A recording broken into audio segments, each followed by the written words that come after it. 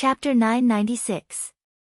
Tan Xiu's hearing was particularly keen, so he could naturally hear the conversation between Zhang Xinya and Zhang Xinya. However, he really didn't know how to deal with the twin sisters who looked almost identical. Especially Zhang Xinyue. After all, that matter had already happened. It was hard for him to ignore it even if he had a big heart. Let's go. Not knowing how to solve it, Tan Xiu didn't feel like entangling himself in this issue. He believed that there would always be a way out when the time came.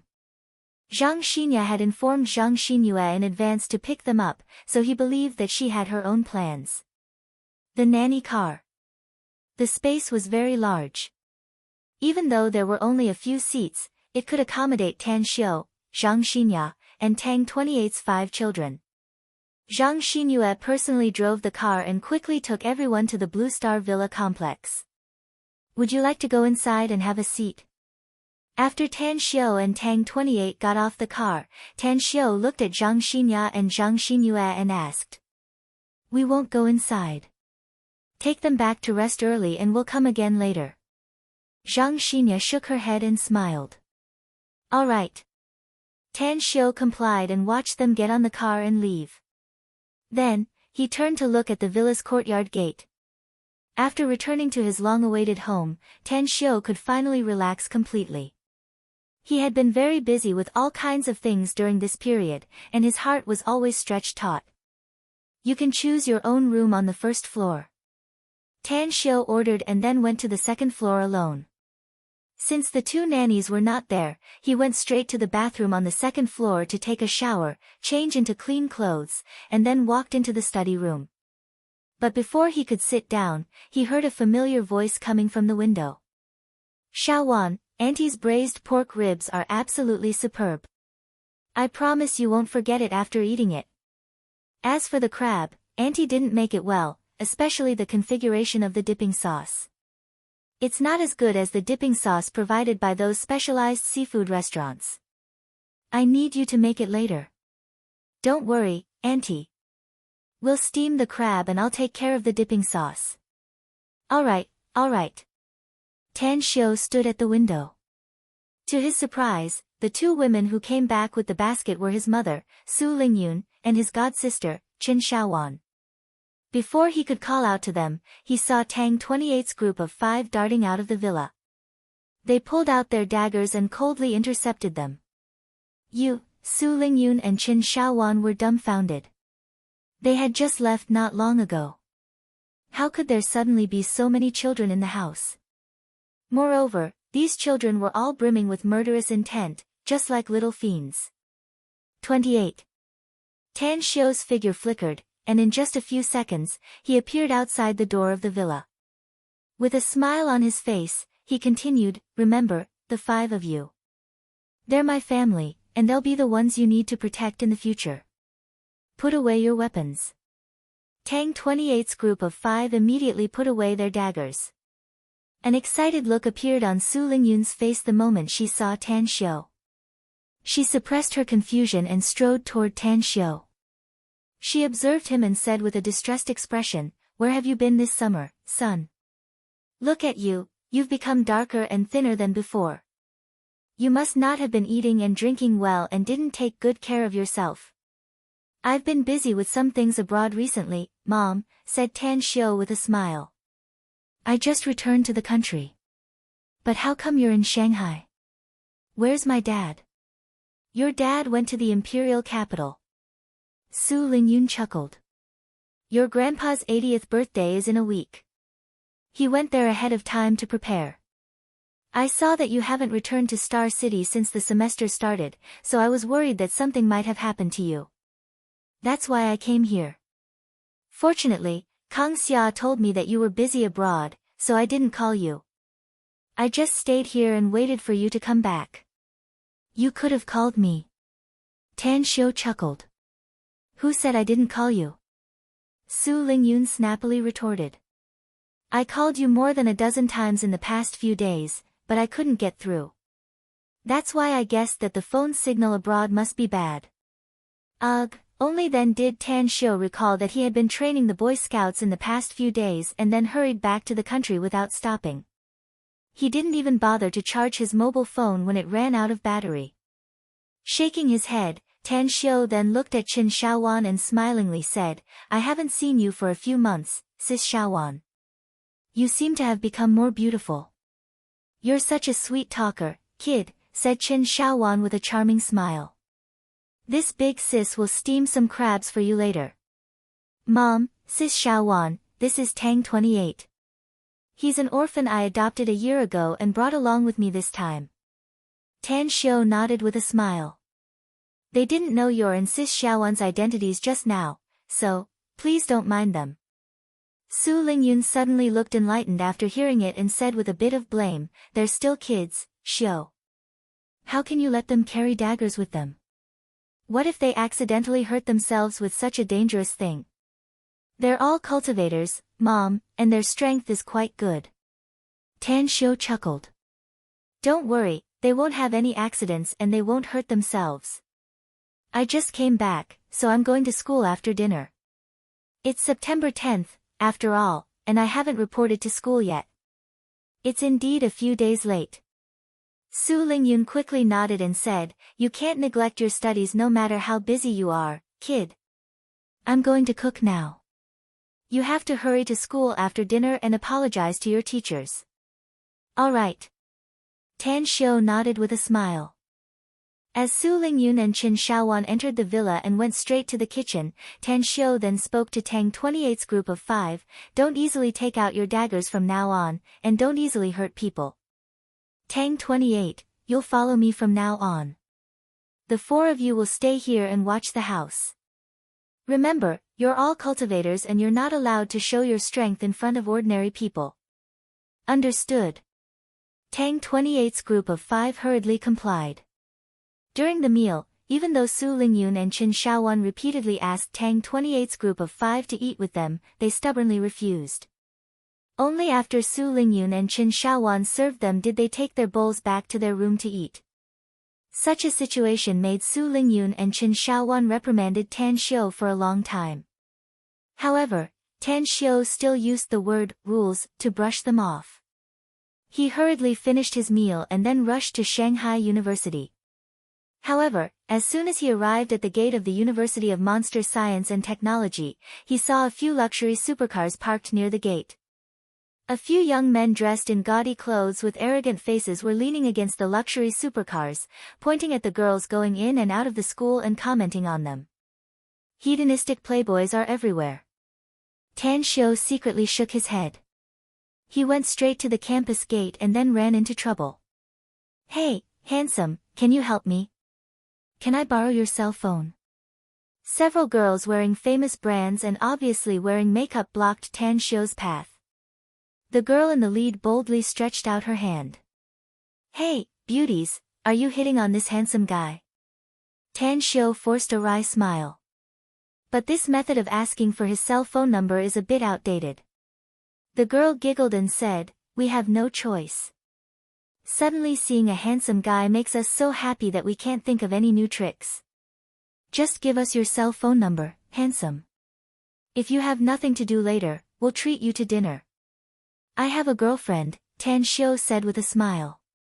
The girl was stunned and then said with some disappointment, "It's okay. It's okay even if you have a girlfriend. It's very normal for couples to break up these days. There's no wall that can't be pried open and there's no boyfriend that can't be snatched in this world. Besides, you're not married yet. It's not immoral for us to pursue a handsome guy we like." Tan Xiu couldn't help laughing. He didn't expect that girls nowadays were so bold and thick-skinned. He recalled that when he was in middle school, boys and girls didn't have many contacts. Also, in primary school, there was a line between boys and girls who shared the same desk. Then, Tan Xiu made up a cell phone number and took out his dead cell phone to show them. Then, he smoothly slipped away under their dissatisfied expressions. He arrived at the dormitory. To Tan Xiu's surprise, there was no one in the dormitory. Yu Kai and Hu Qingsong were nowhere to be found. At this time, they shouldn't be in class. Even if they went to eat, they should have eaten by now. Wow! What a rare guest. The door of the opposite dormitory was unlatched. After Tan Xiu pushed the door and entered, Zhao Yang, who was listening to music with his headset, suddenly had his eyes lit up. He took off his headset and grinned. It's just that I came to campus a few days late. Tan Xiu said with a smile. Is there a need to make such a fuss? That's right, where are you Kai and the others? I just went to the dormitory and saw that they're not there. You still don't know, Big Bro Tang. Zhao Yang grinned. Yu Kai and the others are now running to the girls' dormitory. I heard that they're helping Hu Qingsong pursue a freshman girl. My guess is that they must be going to the girls' dormitory now. Is old Hu in heat again? Tan Xiu said with a smile. Not only old Hu, even Yu Kai is in heat.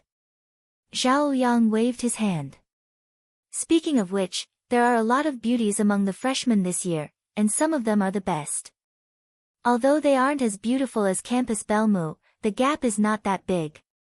Don't talk nonsense. I'll go find them, Tan Xiu said with a smile.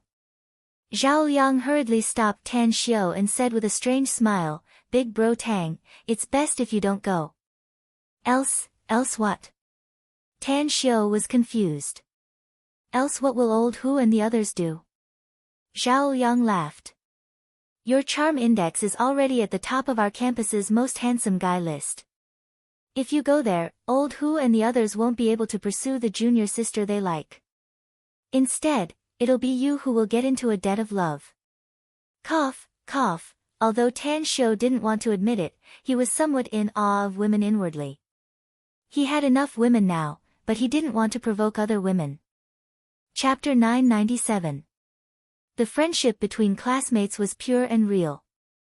It was neither mixed with interests nor intrigue. Despite being exceptionally mature, Tan Xiu still enjoyed the camaraderie as a college classmate. After borrowing Zhao Yang's charger, Tan Xiu dialed Yu Kai's number and learned that they were really at the girls' dormitory. Apart from forcing a wry smile, he didn't know how to express his feelings. Appetite and lust were part of his nature. The ancestors' words were indeed reasonable. Even though it was no longer spring, a man in heat still couldn't control his male hormones. But thinking about it, finding a girlfriend was indeed a good choice. At least, he didn't need to trouble himself with the fifth young lady, and he could balance his yin and yang, which was good for his physical and mental health. Zhao Yang, I'll leave first to deal with something. I'll go straight to the classroom in the afternoon. Tan Xiu unplugged his mobile charger. Although it was less than 10% charged, he still walked out of the dormitory. Where are you going, Big Bro Tang? Asked Zhao Yang. I'm going to find Teacher Han, said Tan Xiu. Zhao Yang followed him out of the dormitory and leaned against the door, chuckling, then you better pray for yourself. Teacher Han just came back to campus a few days ago, and she's obviously not in a good mood. Be careful, she'll deal with you severely if you provoke her. Tan Xiu stared blankly for a moment and frowned. You said she just came back to campus a few days ago. She didn't come to campus a few days ago. Yeah. Zhao Yang nodded. I heard she asked for sick leave and came back a few days ago with a strange expression on her face. I heard that the dean advised her to rest for a few days, but she refused. A thoughtful look flashed in Tan Xiu's eyes. It was absolutely difficult for Han Qingwu to fall sick given her physical fitness. After all, she had become a cultivator and her strength was not weak.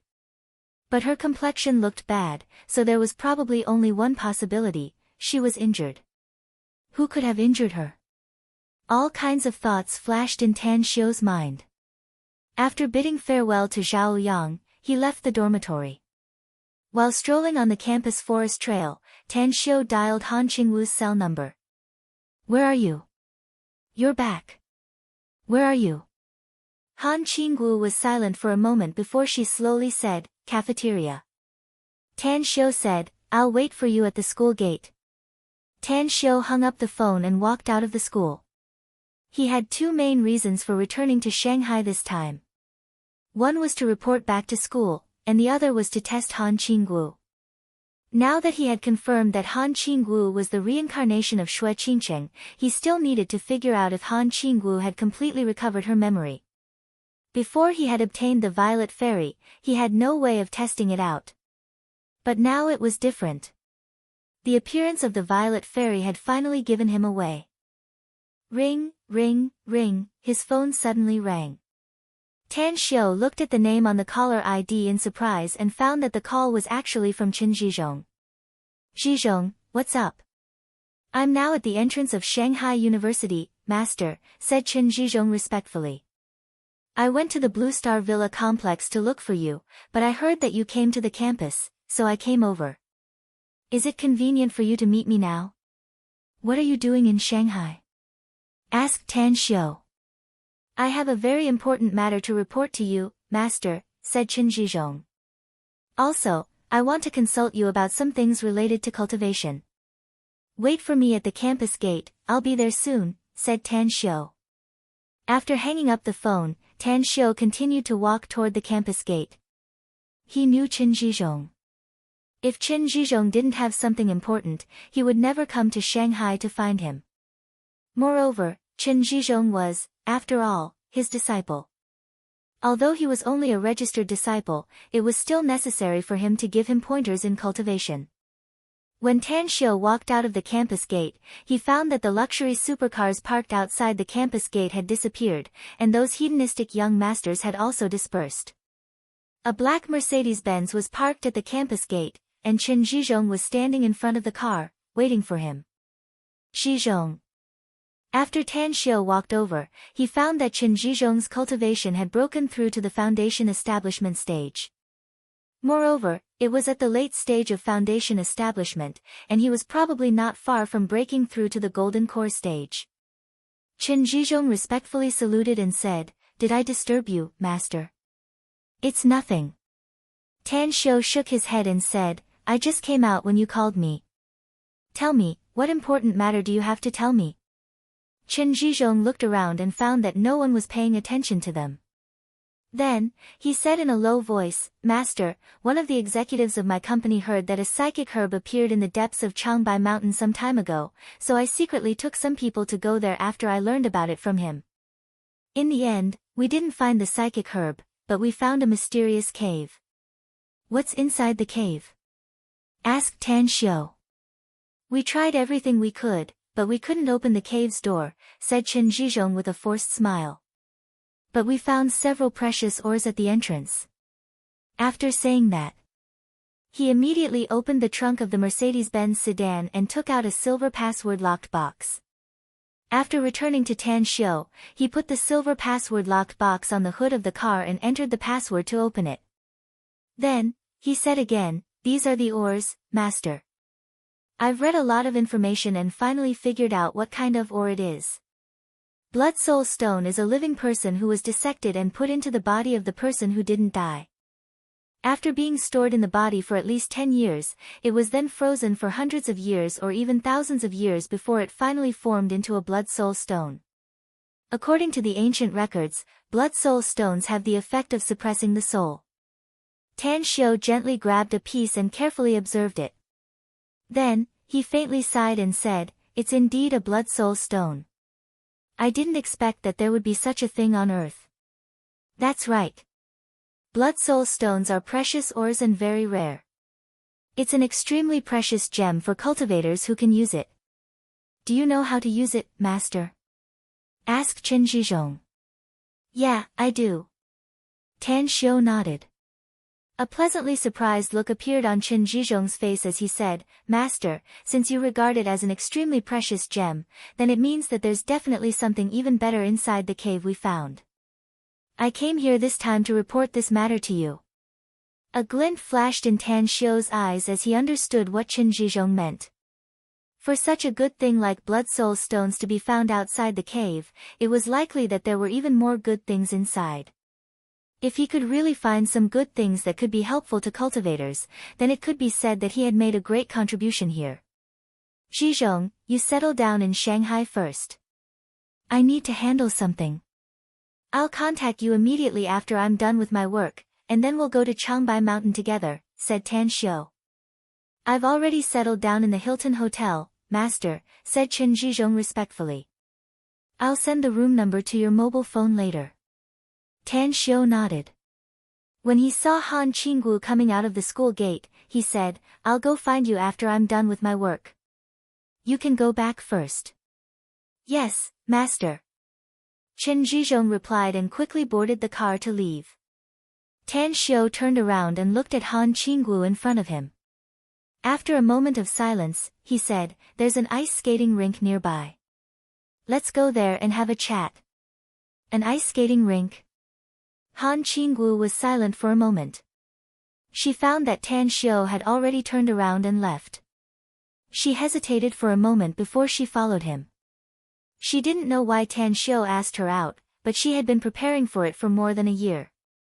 What she prayed for was that the day would come later. It was September, and Shanghai was still hot. Noon was the hottest time of the day. There were no guests skating in the empty ice skating rink. There were only 2 staff members who were eating melon seeds and chatting with each other. How much does it cost to book the rink? Tan Xiu came in front of the 2 staff members and directly asked. Upon hearing this, the 2 staff members suddenly became spirited. They looked at Tan Xiu and Han Qinggu, thinking that they were rich young masters who brought women to have fun. One of them immediately said, it's 3,000 yuan per hour. How long do you want to book the rink? Tan Xiu took out his wallet and took out a stack of 100 yuan bills from it. He handed it over and said, here's 5,000 yuan in cash. I'll book the rink for an hour. But I have a request. You can't stay here. We don't want to be disturbed by others. No problem. The staff member took the money in surprise and quickly left with his colleague. Han Qinggu just looked at Tan Xiu quietly. She knew that Tan Xiu wasn't the kind of person who would waste money casually, even if he was very rich now. He brought her here and took out so much money. There must be a reason for him to do so. And this intention was most likely to be used on him. Bam! Bam! Bam! Tan Xiu flicked his wrist and 3 silver needles instantly shot out and accurately hit the monitors in 3 directions. At this time, he turned to look at Han Qinggu and indifferently said, you remember everything? Han Qinggu shuddered inwardly, yet she pretended to look confused and asked back, what? Tan Xiu sneered and walked to the center of the rink. Only then did he stop and said in a deep voice, you can hide it for a while, but you can't hide it forever. If my guess is correct, you were the one who helped me in Bangkok, right? And the woman who appeared in the Pacific Ocean was also you, wasn't she? I don't get what you mean. Han Qinggu shook her head. Are you deliberately playing the fool? Tan Xiu sneered. Tan Xiu, if you have something to say, just spit it out. Don't beat around the bush, said Han Qinggu. I don't know why you have such a big hostility toward me. But if I've done something wrong to you, just tell me directly now. I'm sure we can make it clear if it's just a misunderstanding. Make it clear. Tan Xiu felt a dull pain inside. He did want Han Qinggu to make it clear, but he had no way to figure out whether Han Qinggu had recovered the memory of her past life or not. Whoosh, an oval-shaped utensil appeared in Tan Xiu's hand out of thin air. Tan Xiu then looked straight at Han Qinggu and indifferently said, I personally refined this thing and gave it to my beloved. You should have seen it, right? Chapter 998. An incredulous look flashed in Han Qinggu's eyes. She shook her head and said, I've never seen it before. I don't know what you're talking about. Is that so? Tan Xiu slowly opened the oval container. Along with the release of the milky white light, the violet fairy flapped her cicada-like wings and cheered as she rushed out of the container. Oh, little Wu-Wu came out again. Bad guy, little Wu-Wu doesn't want to stay in this pocket world anymore. Tan Xiu didn't look at the violet fairy. His pair of eyes that seemed to be able to see through people's hearts were fixedly staring at Han Qingwu's expression. He keenly caught that the moment the violet fairy rushed out of the container, Han Qingwu's pupils suddenly contracted and her body trembled slightly. Sure enough, a cold light flashed in Tan Xiu's eyes. His figure instantly appeared in front of the violet fairy and grabbed her lightning fast. He then looked at Han Qingwu again and said, "Since you've never seen this immortal artifact of the plant world, you probably haven't seen this little thing, right? The violet fairy is the last bloodline of the violet fairy clan in the immortal world. She's also the princess of the violet fairy clan." Han Qingwu's fingers subconsciously pinched the corner of her clothes. Her eyes stared at the violet fairy, and the throbbing in her heart became more and more intense. The violet fairy was grabbed by Tan Xiu, and the huge force made her feel very painful. While struggling, she looked at Han Qingwu. When she saw Han Qingwu's appearance, she immediately looked ecstatic and screamed, "Master, Han Qingwu misses you, Master. Please save Han Qingwu quickly." Han Qingwu's heart was trembling. She looked at Tan Xiu's fingers that were getting more and more forceful and hurriedly shouted, "Don't hurt her, Tan Xiu. You haven't answered my question yet." Tan Xiu sneered. "You haven't seen her, have you?" Han Qingwu fell into silence. How should she answer? Haven't you seen it before? The strength of Tan Xiu's fingers grew stronger and stronger. Amidst the screams of the purple elf, he slowly said, "She's the last descendant of the purple elf clan and was abandoned by her master, so she's quite pitiful. I felt that killing her was actually a kind of release for her. At the very least, she wouldn't have to endure loneliness and pain anymore. Perhaps after she died, she would be able to see her relatives in the reincarnation cycle. Wait, I seem to remember something. Her relatives should have perished, right? I'd better be a good person to the end and help her to the end. I'll directly destroy her life imprint and let her disappear from this world forever." Han Qingwu's complexion changed. Her eyes flashed with pain as tears rolled down her cheeks. She clenched her fists and her nails dug deep into her flesh.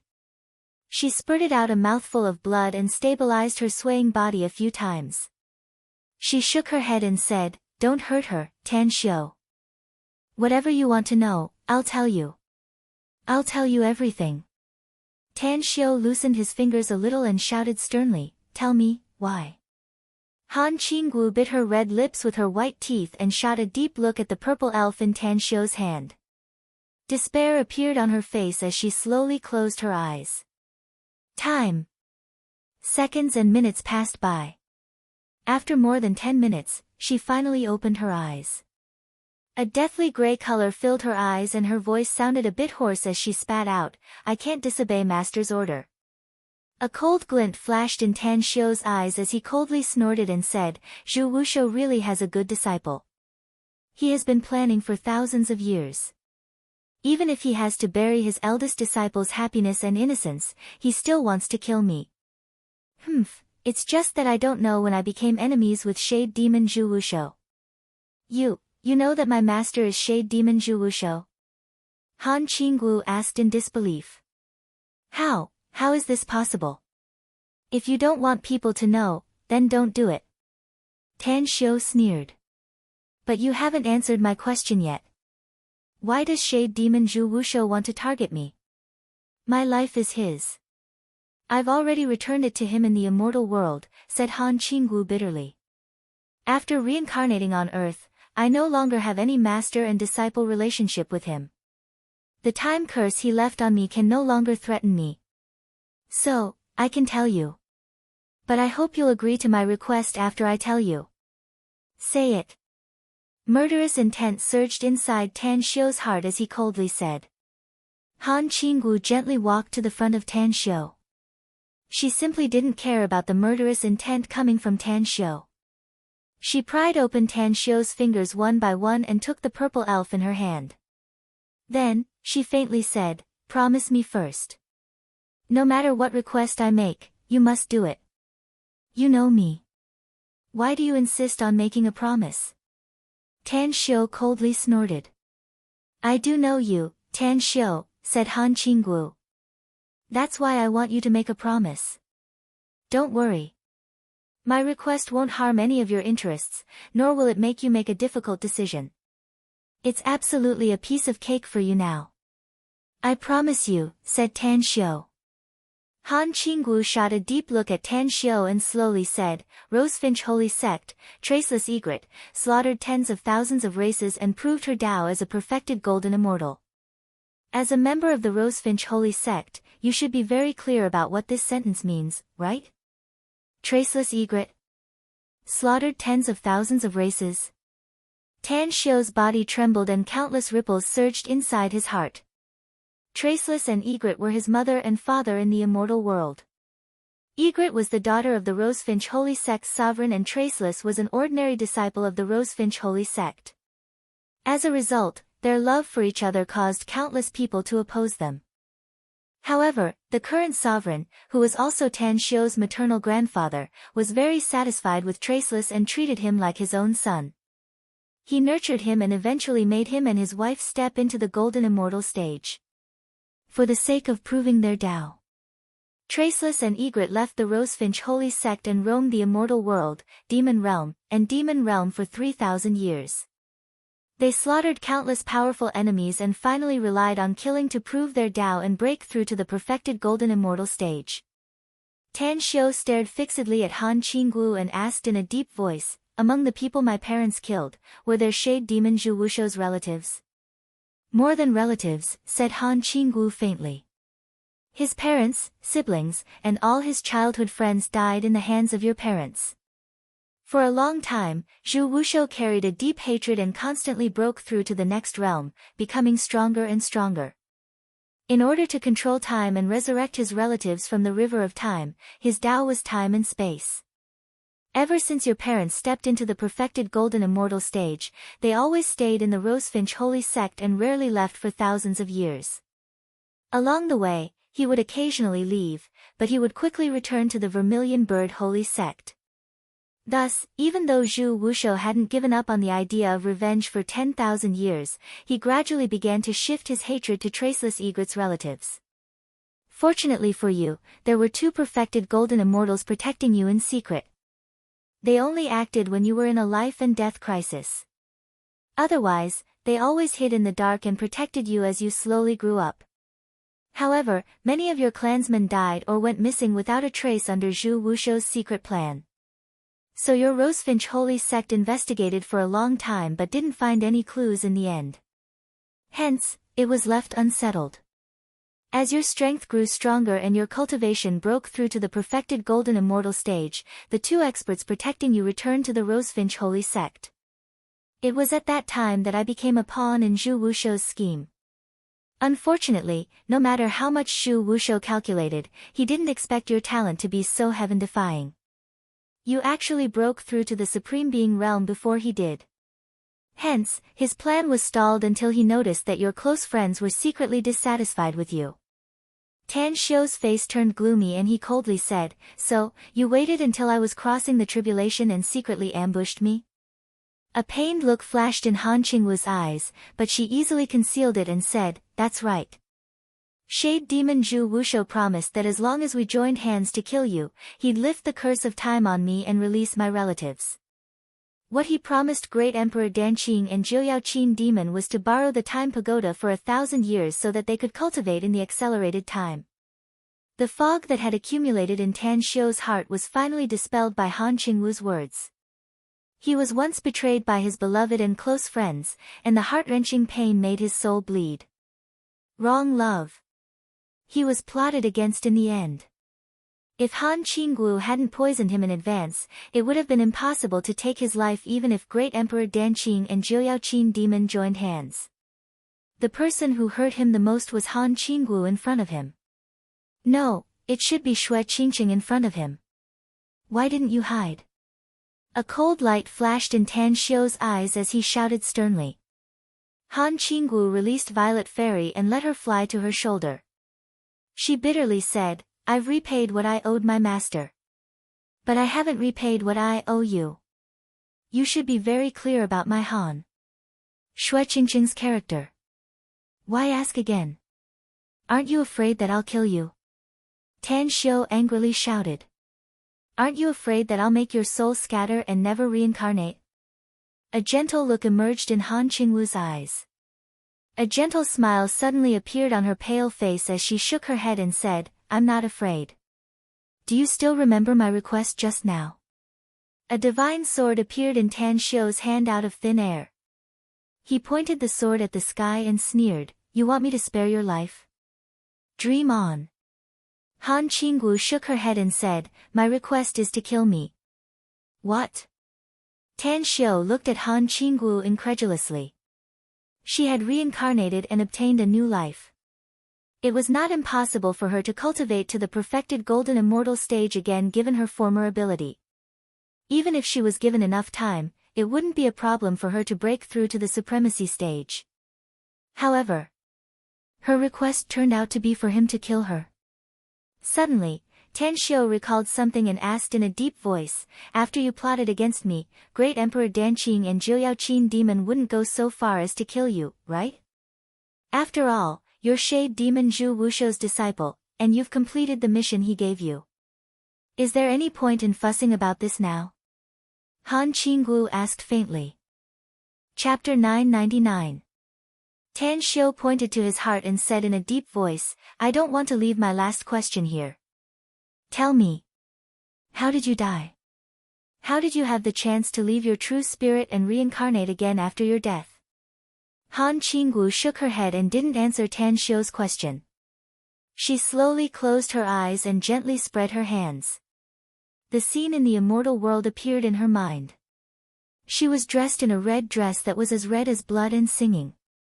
She hugged the corpse of her beloved who was killed by her, dissipated her cultivation and committed suicide. True spirit. Before she dissipated, she discovered that a trace of Tan Xiu's true spirit was not devoured by the river of time. Instead, it tore the space in the heavenly tribulation and entered the primal chaos of nothingness. She then used a forbidden technique to follow the last trace of Tan Xiu's true spirit into the samsara of this world. Do it. At this moment, Han Qingwu became calm and composed. A golden core the size of a ping-pong ball flew out of her body and floated in front of her glabella. Tan Xiu angrily glared at Han Qingwu in front of him. Seeing how she was begging for death, killing intent crazily surged inside his heart. The long sword in his hand was already trembling slightly. His blood-soaked heart was also hurting even more. The dream of grandeur was as beautiful as a painting, but being reborn was like crawling out of hell. Kill. Kill. Kill. Kill. Kill. Tan Xiu roared inwardly, but the divine sword he lifted was especially heavy. He struggled and hesitated. He sadly found that he couldn't do it after figuring out the truth of the matter. That's right, he couldn't do it. In the past, Shui Qingcheng could make him drink poison and pierce his heart.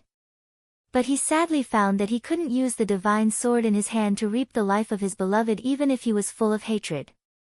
Roar, a roar similar to the roar of a wild beast came out of Tan Xiu's throat. He was like a god of death. He finally waved the divine sword in his hand and tore open a bloody wound on Han Qingwu's face. Her peerless beauty was destroyed in a single day. One strike. Cut off Tan Xiu's last nostalgia for Shui Qingcheng, cut off the past, and turned into clouds and smoke. He couldn't kill her, but he wanted to destroy the face in his dreams. Bleak and sorrowful. The murderous aura on Tan Xiu's body completely dissipated, replaced by a sense of loneliness and vicissitudes that came from the soul. Slowly turning around, he no longer looked at Han Qingwu's current appearance. With his back facing Han Qingwu, he took a few steps forward. His voice had also become a little hoarse. Sunshine Avenue, Lonely Tree Bridge. From now on, you and I don't want to work together anymore. Han Qingwu looked at Tan Xiu's back, her eyes flashing with heartache. Suddenly, she revealed a bright smile.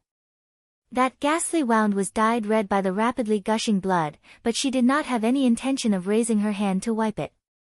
If it was in the past, if it was still in the immortal world, even if Tan Xiu did not kill her, she might have taken the initiative to raise her sword and end her life. But now, she did not do so. The memories of her past life and this life blended together, causing her character to change a little bit. To live, even if she didn't want to do it, she could still watch him. Even if she hid in a distant corner, even if she was hidden in time and space, she still wanted to watch him from afar. He needed it. Take action. He didn't need it. Watch. At this moment, Han Qinggu already understood that her life in the future only depended on him. Tan Xiu left the skating rink and left in a daze under the strange gazes of the two staff members outside. He didn't go back to the campus, nor did he go back to Blue Star Villa complex, nor did he go to the Hilton Hotel to find Qin Zhizhong. He seemed to have lost his soul as he walked on the bustling streets of Shanghai, wandering aimlessly without any direction.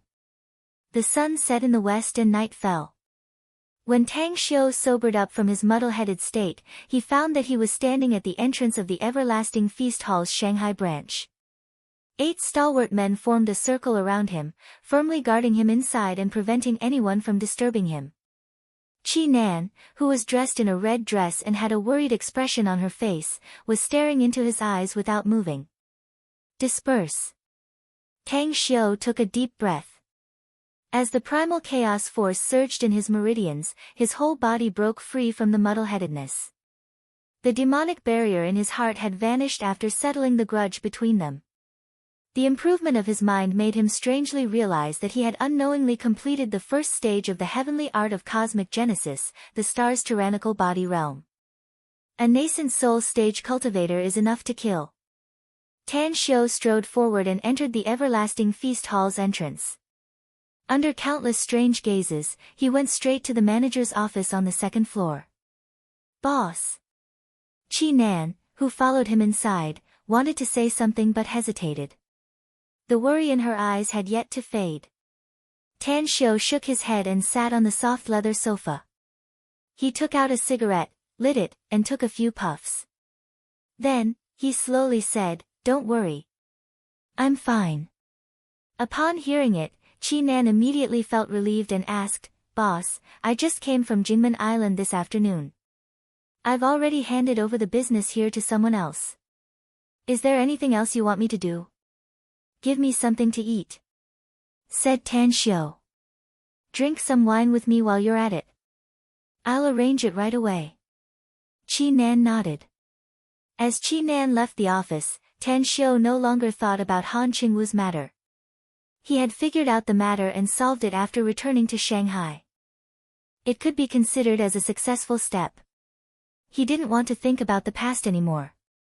The matter with Xue Qingqing had come to an end, but the enmity between Great Emperor Danqing and Jiuyao Qin demon had yet to be resolved.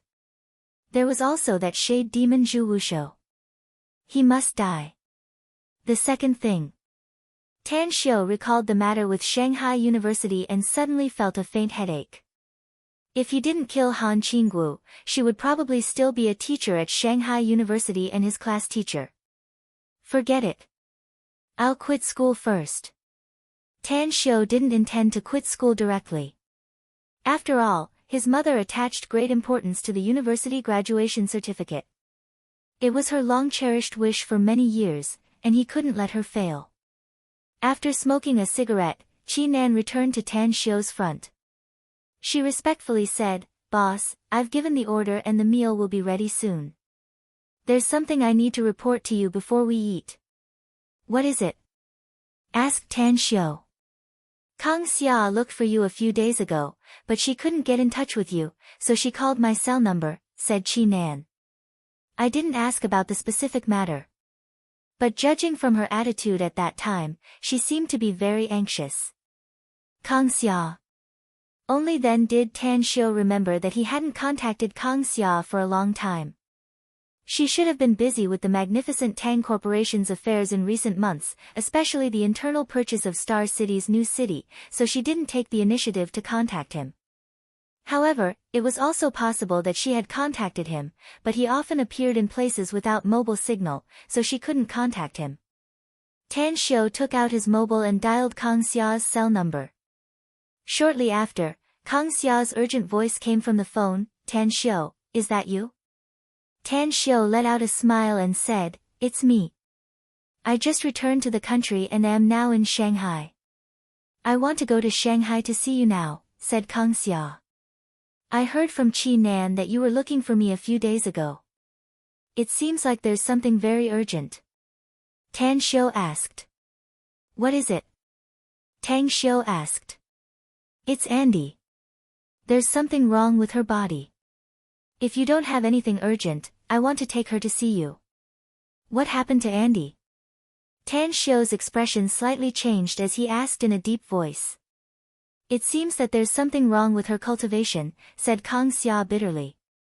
It's a case of cultivation deviation. In the past few days, she has been in a coma. When she was sent to the hospital for examination, even the experts in the hospital could not figure out her condition. Wait for me in Star City. I'll rush back to Star City immediately, said Tan Xiu in a deep voice. After hanging up the phone, Tan Xiu dialed Chen Zhizhong's cell number and told him to wait for him at the airport. He didn't stay in the everlasting feast hall for dinner and was sent to the Blue Star Villa complex by Qi Nan. After that, he went to find his mother, Su Lingyun. Mom, I need to go back to Star City immediately. Someone is seriously injured there and I need to rush back to treat her. Will you continue to stay in Shanghai? Or do you want to go back to Star City with me? Tan Xiu asked. Su Lingyun hurriedly asked, who's injured? Do I know him? Tan Xiu said, you know her. She's Andy. Su Lingyun quickly said, what's wrong with Andy? Let's go back to Star City together. My purpose in coming to Shanghai is to find you. Since you're going back to Star City, it's meaningless for me to stay here. Nothing else matters. Andy's injury is the most important thing now.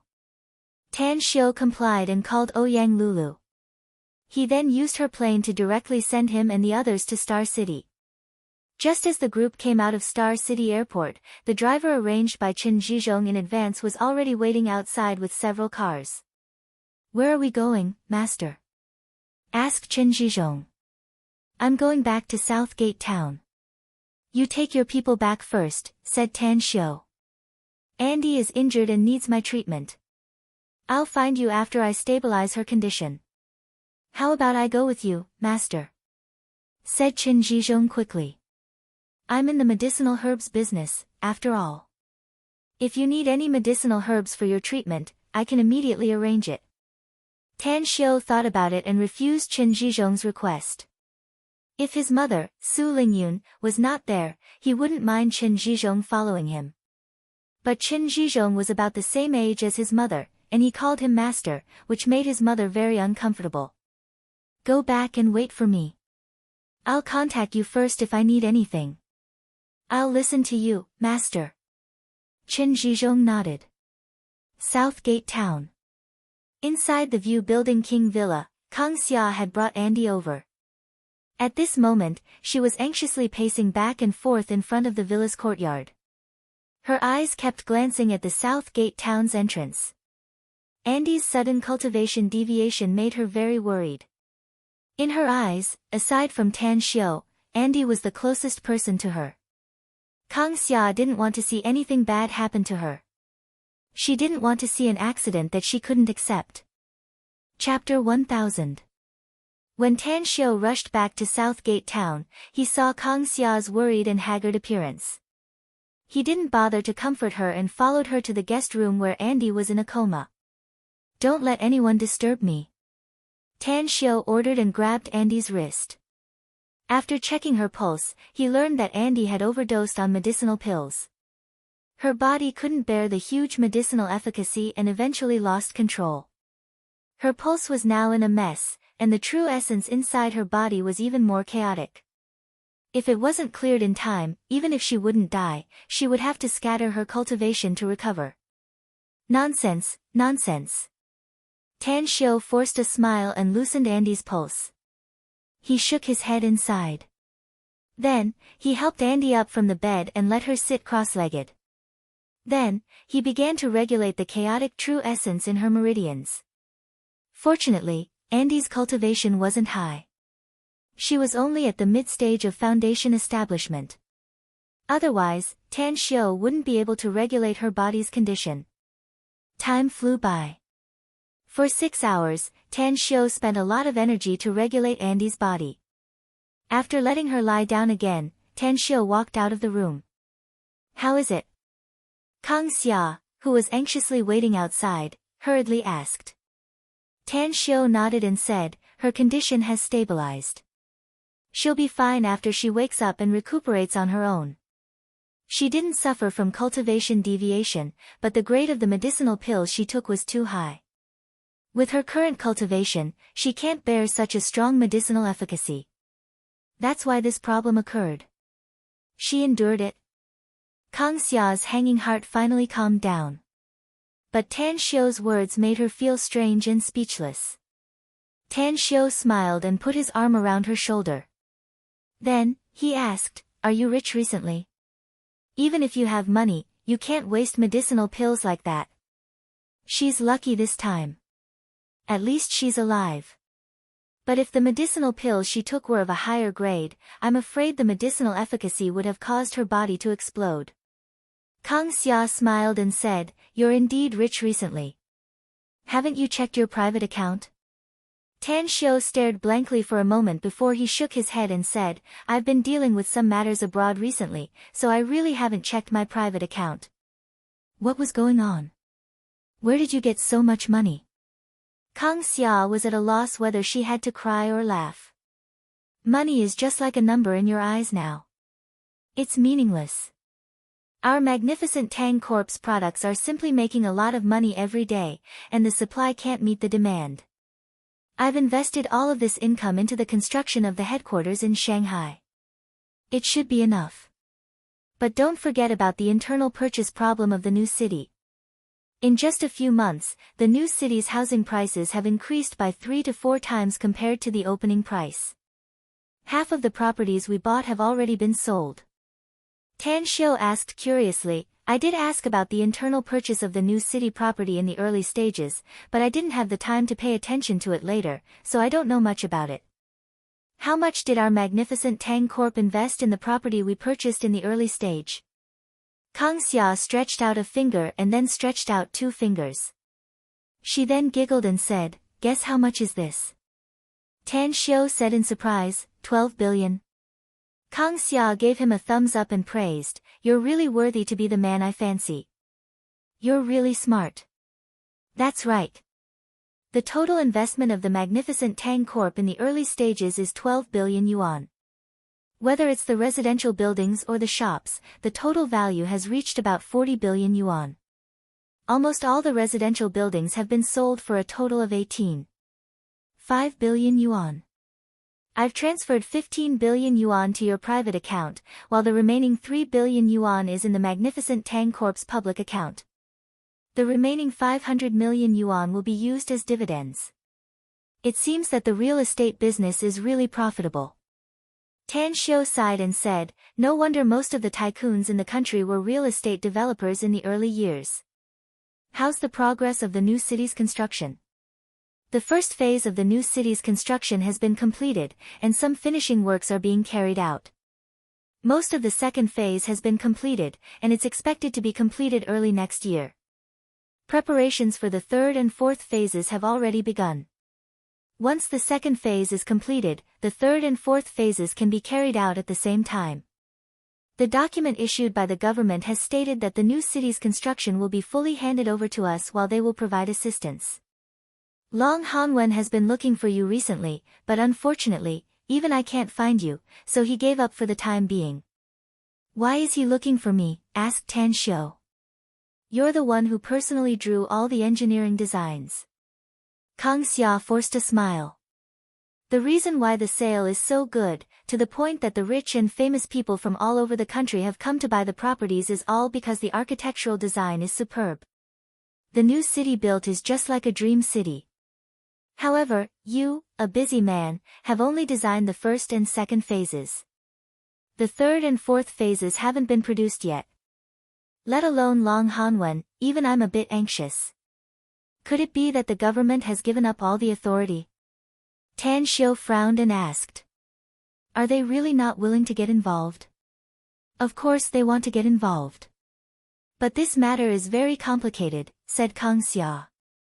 With Long Hanwen and the other forces dealing with the government, our magnificent Tang Corp will be much more relaxed.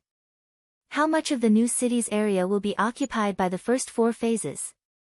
Tan Xiu nodded and asked. 1/5, answered Kang Xia. Cough, cough. Tan Xiu was at a loss whether he had to cry or laugh as he looked at Kang Xia.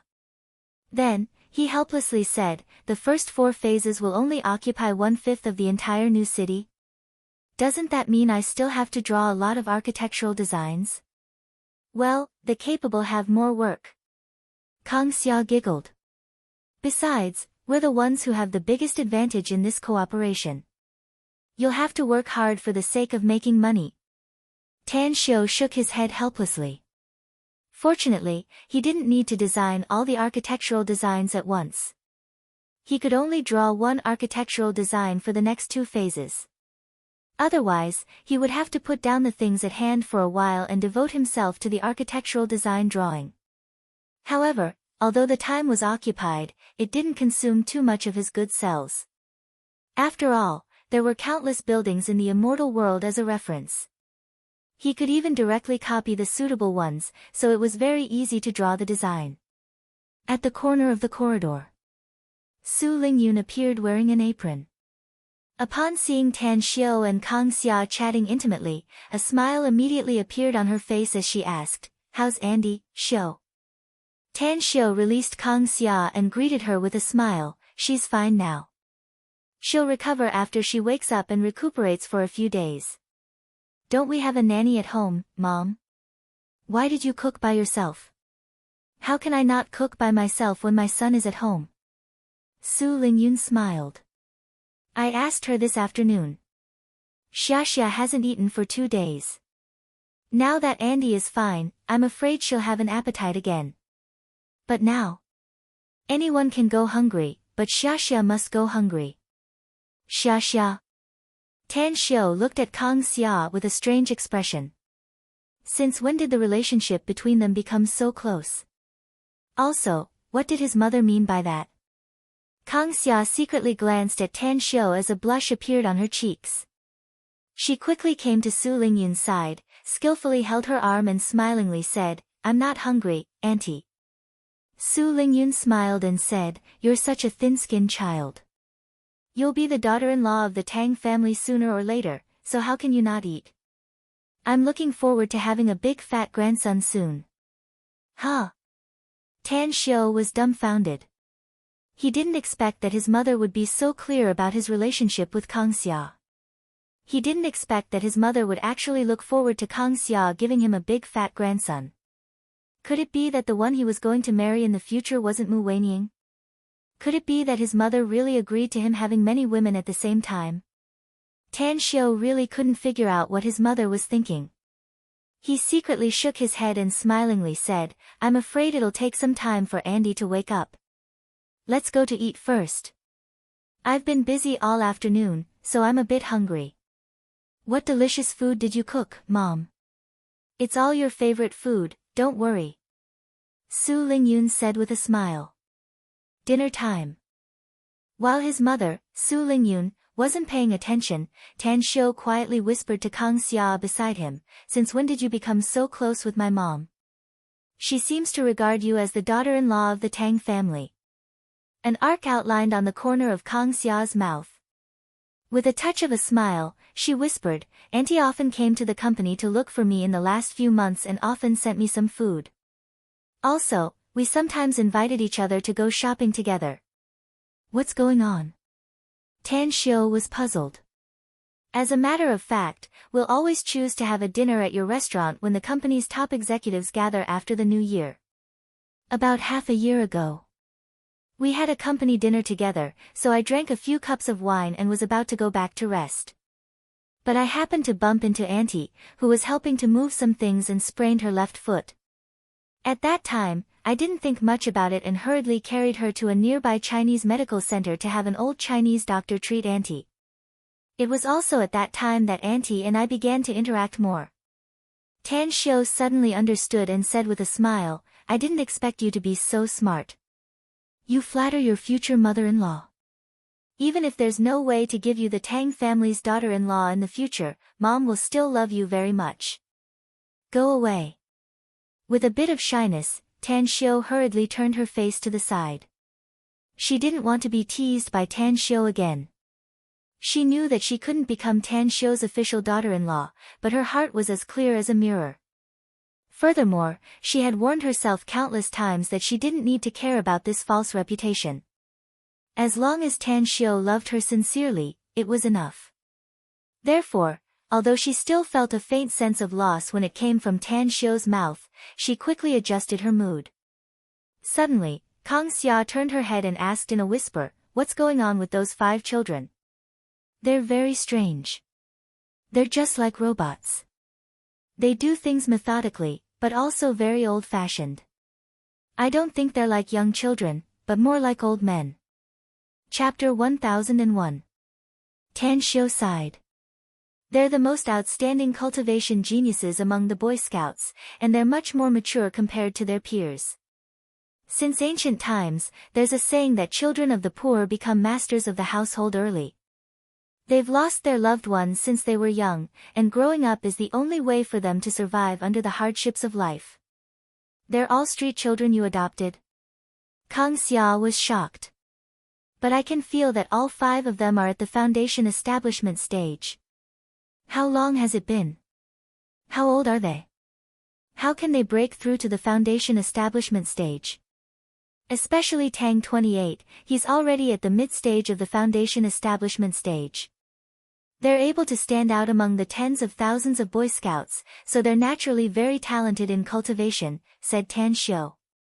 Coupled with the steady supply of cultivation resources, it's possible for them to break through to the foundation establishment stage.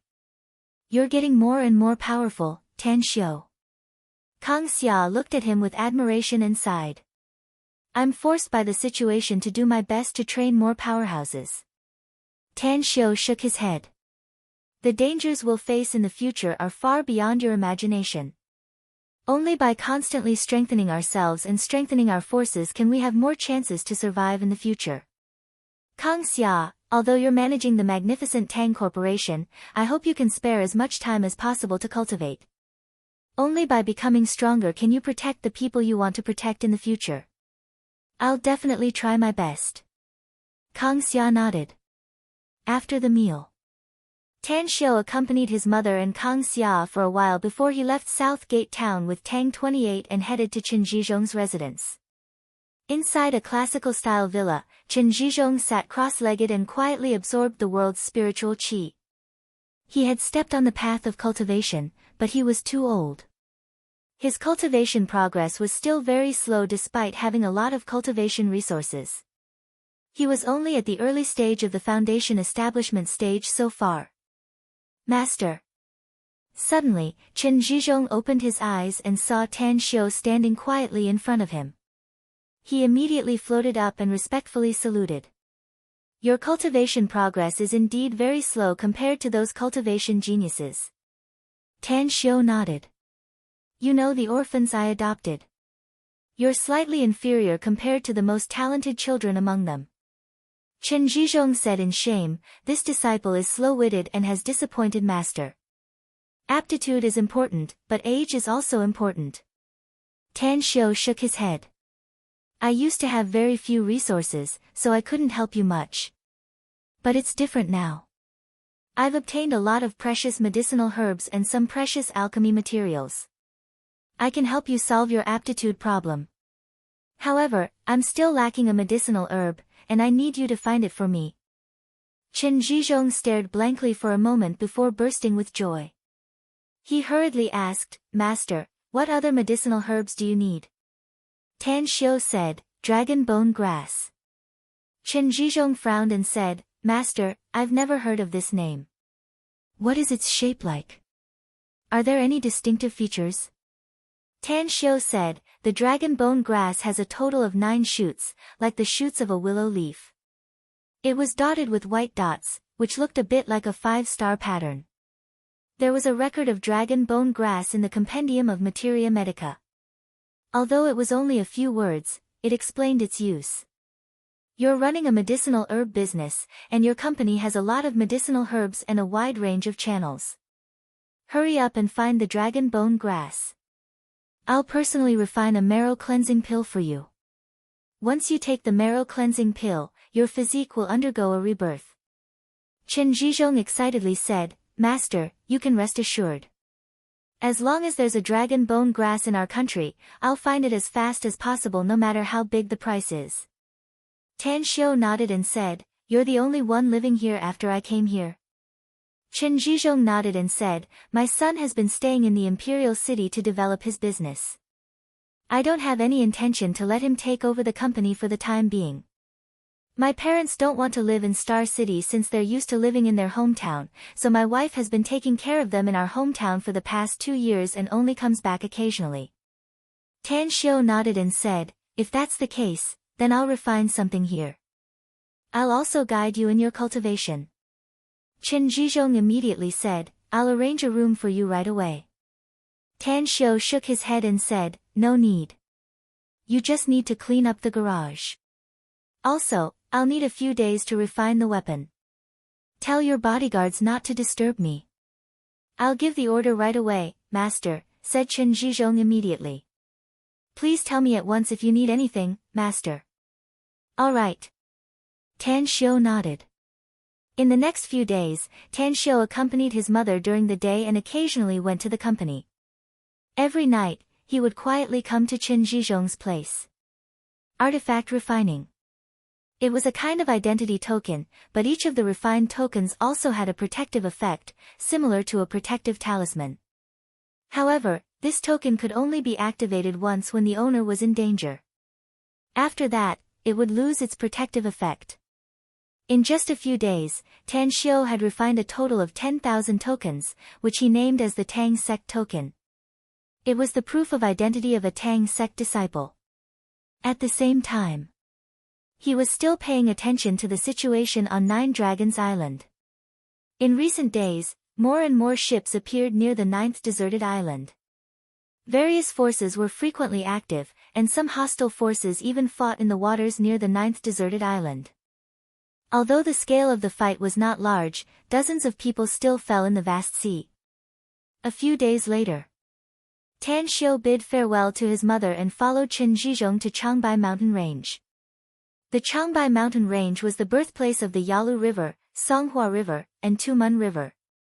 The total area of the area was 1,964 square kilometers, with the core area being 758 square kilometers. The highest peak of the Changbai mountain range was the General Peak in North Korea, with an altitude of 2,749 meters. The place Tan Xiu went to this time was the highest peak in China, the northeastern peak with an altitude of 2,691 meters. Before coming here, Tan Xiu believed that the data recorded in the books were correct, and he also had some understanding of the Changbai mountain range through the map. But when he entered the mountain range, he realized that he was gravely mistaken. The terrain of the mountain range was complex and steep. There were quite a few areas that had naturally formed formations. Interesting. Halfway up the main peak, Tan Xiu looked at the array in front of him with a smile on his handsome face. He could easily judge that it was not a natural array, but someone had set it up here. After studying it, he had completely comprehended this formation. Is there a problem, Master? Chen Zhizhong's cultivation had been advancing by leaps and bounds under Tan Xiu's guidance in the past few days. Even his state of mind had improved a lot. Although his cultivation was still at the early stage of foundation establishment, there were faint signs of breaking through to the middle stage of foundation establishment. He hurriedly asked when he saw the smile on his master Tan Xiu's face. There are many arrays in the mountain range, said Tan Xiu. But the naturally formed arrays are very powerful, but they contain less profound mysteries. But the array in front of us is different. It was set up by someone, and it covers a large part of the mountain range. Ordinary people can't enter this array at all, let alone detect the existence of the array. It seems that this Changbai mountain range is much bigger than what we know. Chen Zhizhong didn't understand Tan Xiu's words, but he didn't press the matter. The reason why he brought Tan Xiu to Changbai mountain range was because of the cave that he couldn't open. What should we do next, master? Let's bypass this area and go to the cave first, said Tan Xiu. The blood soul is a rare and precious ore, and the amount is quite a lot. I think there are even better things inside the cave. But you must pay attention to your safety since you're too weak. I'll pay attention to my safety, master, said Chen Zhizhong. Let's go over this mountain. The cave is in the snow-capped mountain behind it. I took some people to rush there a few days ago and found that it was snowing there, making the mountain road more difficult to walk. Tan Xiu let out a faint smile and grabbed Chen Zhizhong's shoulder. His figure then soared and crossed the mountain in just half a minute. Behind him, Tang 28 and the 4 companions he had selected followed him at lightning speed. Amazing! Chen Zhizhong wasn't impressed by Tan Xiu's ability, but the strength of Tang 28's group of 5. He was already in his 40s or 50s, but his cultivation was only at the early stage of foundation establishment. Yet, he found that Tang 28 had broken through to the mid-stage of foundation establishment, and the other 4 children were also at the early stage of foundation establishment. Where is it? Asked Tan Xiu as he trod in the air, letting the wind and snow blow past him. Chen Zhizhong observed for a while and pointed to the snow-capped mountain in the distance, saying, "Do you see the valley over there, master?" The cave was located halfway up the mountain. It'll only take you half a minute to reach the cave's entrance given your flying speed. Tan Xiu released his spiritual sense continuously and flew in the direction pointed by Chen Zhizhong. Soon, he easily found the cave's entrance. An array. Tan Xiu's expression suddenly moved the moment his feet touched the ground. 2 thumb-sized blood soul stones were easily sucked over by his spiritual sense, and then he held them in his hand to fiddle with them. Arrays were what he was good at. However, he didn't rush to study the array in front of him and instead carefully looked around. Blood soul stones. It was an ore that could store the soul of a cultivator and was a very rare carrier. In addition, blood soul stones could also be used to refine and extract the blood essence inside, which was a very good material for refining elixirs. Similarly, it could also be used to refine artifacts. After a long while, Tan Xiu returned to the cave's entrance with a bit of disappointment. After searching for a while, he only found the 2 blood soul stones, and there were no other good things around. Let's study the array. Tan Xiu sat cross-legged outside the cave's entrance and carefully studied the array that sealed the cave's entrance. After a short period of study, he figured out the principle of the array and was confident that he could easily break it. Chapter 1002. In the past, Tan Xiu's attainments in array formations had almost reached the pinnacle. He could even completely envelop a certain starfield in the immortal world with an array formation and unleash tremendous power. Although his spiritual sense was less than 1/10,000th of his peak, it was still a piece of cake for him to crack the array formation in front of him. Let's go inside. Tan Xiu floated up and slashed forward with his finger sword. The air rippled like a net and shattered in the blink of an eye. The fine steel door was easily cut open like tofu and fell to the ground with a loud bang. An excited expression was revealed in Chen Zhizhong's eyes. His admiration for Tang Xiu was even more intense. Back then, he and his subordinates had racked their brains and spent a lot of effort, but they still couldn't enter the cave. However, his master had easily broken open the cave door. His strength was simply beyond his imagination. Strange. There's no spiritual energy inside. Tang 28, who followed closely behind Tan Xiu, walked along the cave for more than 10 meters and then looked incredulous. It must be noted that spiritual energy existed in every corner of the earth, even in some places where the concentration of spiritual energy was so thin that it was negligible. But here, the concentration of spiritual energy became lower the deeper they went.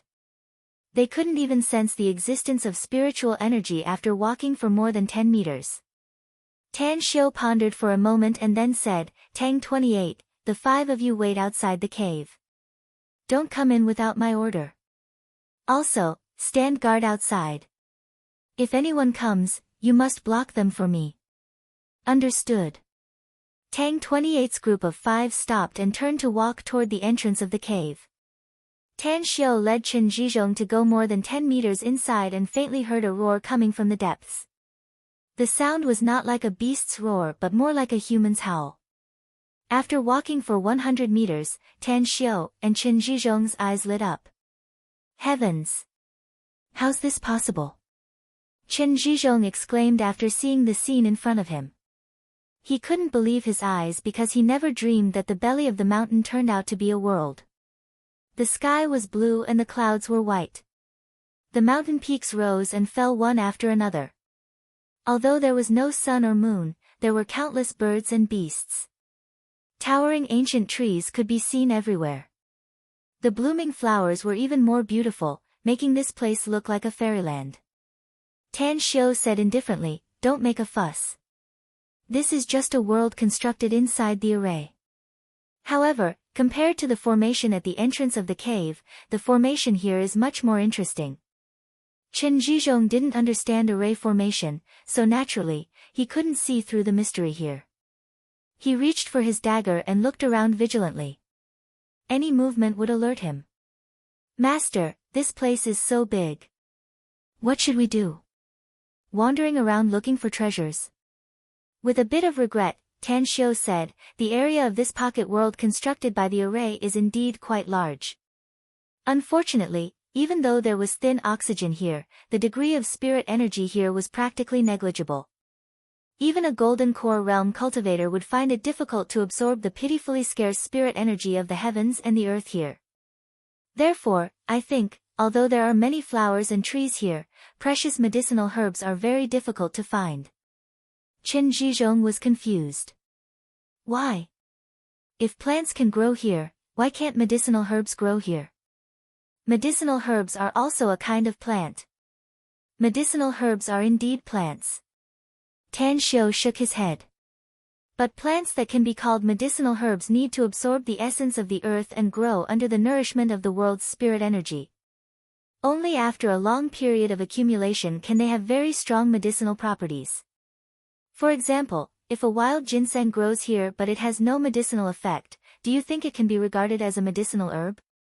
Chen Zhizhong instantly understood Tan Xiu's meaning. He shook his head and forced a smile. Nope. The reason why ginseng is regarded as a treasure is because of the medicinal efficacy it contains. Without medicinal efficacy, it's no different from weeds and leaves. Therefore, I'm afraid there are no medicinal herbs in this pocket world, said Tan Xiu. If there are any good things here, I'm afraid it can only be ores. Chen Zhizhong hurriedly said, "I think there must be precious ores here, master. After all, there is a blood soul stone outside the cave entrance. I think there must be something better than the blood soul stone inside. Let's look for it and maybe we'll have an unexpected harvest." "Since we're already here, we'll naturally look for it," said Tan Xiu with a smile. The environment of this pocket world was simply picturesque, with birds and beasts everywhere among the mountains and rivers. However, in this paradise that was full of vitality, there was an extremely dangerous place hidden, and there were terrifying fierce beasts hidden. The roar he heard just now had already dissipated, but even Tan Xiu had no choice but to be cautious in this world without much spiritual energy. Consumption. This was the most fatal problem for cultivators in such an environment. Unless they carried a lot of medicinal pills, their strength would plummet once their true essence was consumed excessively, and it would be very difficult for them to survive in a crisis. Fortunately, there were a lot of medicinal pills in Tan Xiu's interspatial ring. Even if his demand was not high, Chen Zhizhong could still take them in case he needed them. "I must go to Bangkok again after leaving this place to get more demon stones from the Dark Shaman clan. I can absorb and refine the demon stones I have now for a few years, but I'm afraid I'll be in danger if I'm trapped in this pocket world in the future. Being a cultivator is like rowing a boat against the current. If I don't move forward, I'll fall back. Replenishing the primal chaos force in my body is only one aspect. I also need to make a breakthrough. The price to pay for this breakthrough is to absorb the power of the stars and absorb all kinds of energy. Spiritual energy, on the other hand, is a supplementary energy that requires a lot of demonic power to make up for it. Half a day later. Tang Xiu and Chen Zhizhong had already penetrated deep into the pocket world, but neither of them was able to probe the size of this pocket world. Furthermore, the most disappointing thing for them was that they didn't encounter any danger, nor did they obtain any treasures. We can't keep searching like this, Zhizhong. Given the size of this pocket world, I'm afraid we won't be able to search the entire area even if we search for a few months. I'm afraid we'll have to focus on constructing this pocket world's array. Tan Xiu halted his pace and said with a pondering look in his eyes. Chen Zhizhong hesitated for a moment and said, I don't know anything about arrays, master, so you can study it slowly. I'll search the surroundings. Tan Xiu took out 2 jade bottles from his interspatial ring and gave them to Chen Zhizhong. Then, he nodded and said, the more beautiful the environment is, the more hidden dangers there are. Don't be fooled by the scenery here. You must always be on guard and immediately retreat if you encounter any danger. There are 20 medicinal pills in these 2 jade bottles that will be helpful to you. Suddenly, he seemed to recall something and took out the refined Tang sect token from his interspatial ring. He handed it to Chen Zhizhong and said, the Everlasting Feast Hall is now just a real restaurant and no longer a force. All the former core disciples of the Everlasting Feast Hall have now become members of the Tang sect. The Tang sect is a Taoist cultivation sect that I established. Take this Tang sect token as it can prove that you're a disciple of the Tang sect. Chen Zhizhong looked pleasantly surprised. He knew very well what it meant to be a Taoist cultivation sect. In ancient times, a sect was a whole, just like a big family. Now that his master, Tan Xiu, had established the Tang sect, he would be a cultivator with a sect and a foundation. After receiving the Tang sect token, Chen Zhizhong was about to put it away with a solemn expression when he saw Tan Xiu shake his head at him. What's wrong, master? Drip your blood on the Tang sect token. It will be integrated into your body and a token pattern will appear on your finger, Tan Xiu said. Strictly speaking, the Tang sect token was already a celestial artifact, but it only had 2 functions. One was to prove one's identity, and the other was to protect the owner. Once the owner was in a desperate situation, it could help them resist a fatal blow. Remember, unless you don't have enough time to activate it, you can only activate it at the most critical moment of life and death. Chen Zhizhong's expression turned serious and he nodded repeatedly. Then, he cut his finger with a dagger and dripped his blood on the Tang sect token. Suddenly, Chen Zhizhong found that his spiritual force had a strange connection with the token in his hand. Whoosh! The Tang sect token suddenly disappeared and a token pattern appeared on Chen Zhizhong's thumb. It looked like a tattoo, exactly like the Tang sect token. You need your mind to control the Tang sect token, Tan Xiu said. Go! Don't lose your way here and don't go too far. I can easily use the array to detect the treasures inside as long as I can comprehend the array used to construct this pocket world. Chen Zhizhong nodded and tried to release the Tang sect token, but then took it back. After experimenting several times, he walked toward the distance with a bit of excitement. Tan Xiu casually glanced at it and then walked to a flat bluestone not far away. After sitting cross-legged, he released his spiritual sense and quickly touched the invisible array. Interesting. After a short period of comprehension, Tan Xiu found that this array was very mysterious. Although he could understand most of the array's structure, he found a small part of it very novel. He had never thought about it in this aspect before. This discovery made him feel like he had just seen a prey, because he realized that the more knowledge he had about arrays, the more he felt that this array was broad and profound, with endless mysteries. In the deep valley, the spring water was emitting white smoke. A group of strange animals, resembling sheep and dogs, with sharp rhinoceros horns on their heads, were drinking around the spring water.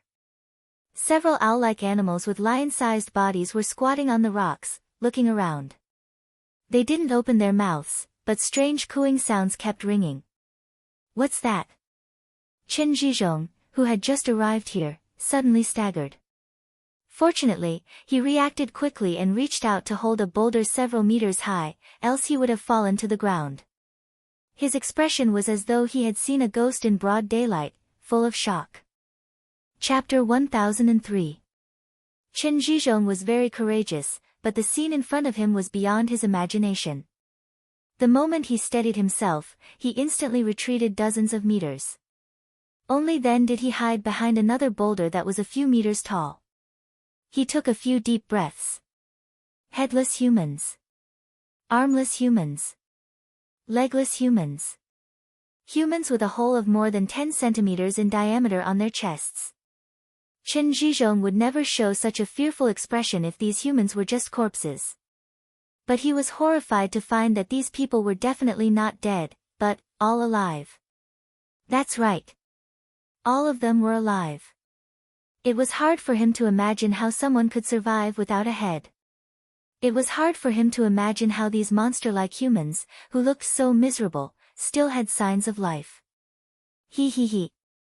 Interesting, really interesting.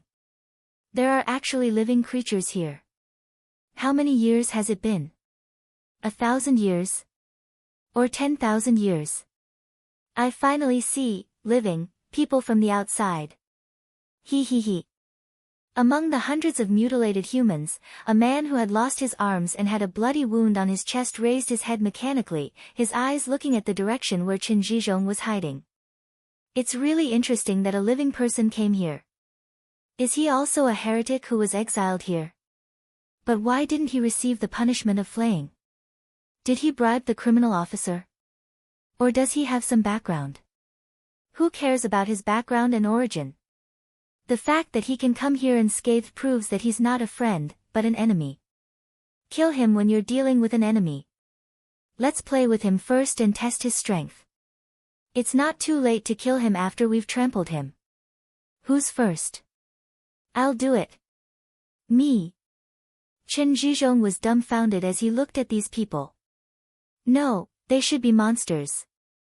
If he was given another chance, he would never want to come here and be targeted by this group of monsters. Who the hell are you people? Since he was discovered, Chen Zhizhong no longer hid his figure. He flashed out from behind the boulder and shouted in a deep voice. The legless man was a middle-aged man about 40 years old. He had a beard and looked extremely fierce. He floated out like a ghost and stopped a dozen meters away from Chen Zhizhong, laughing wildly. You don't know. You don't know who we are. When did the sacred pristine palace become so interesting? How could they imprison such a silly kid? Chen Zhizhong frowned and said, "What sacred pristine palace? I don't understand what you're talking about. Also, I wasn't locked in here by anyone. I followed my master here." Your master? The legless man blinked and suddenly burst into laughter. Did you hear that? He is not a heretic who was banished here, but followed his master into this prison. Absurd, this is too absurd. There are actually people in this world who are willing to come here. Did I hear it wrong? Or are you talking nonsense?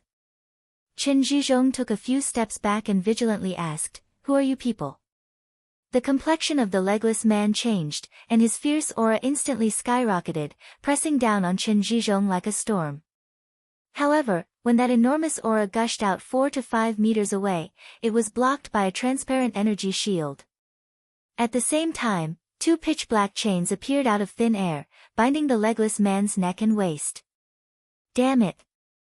The legless man looked angry and roared a few times before he dejectedly retracted his aura.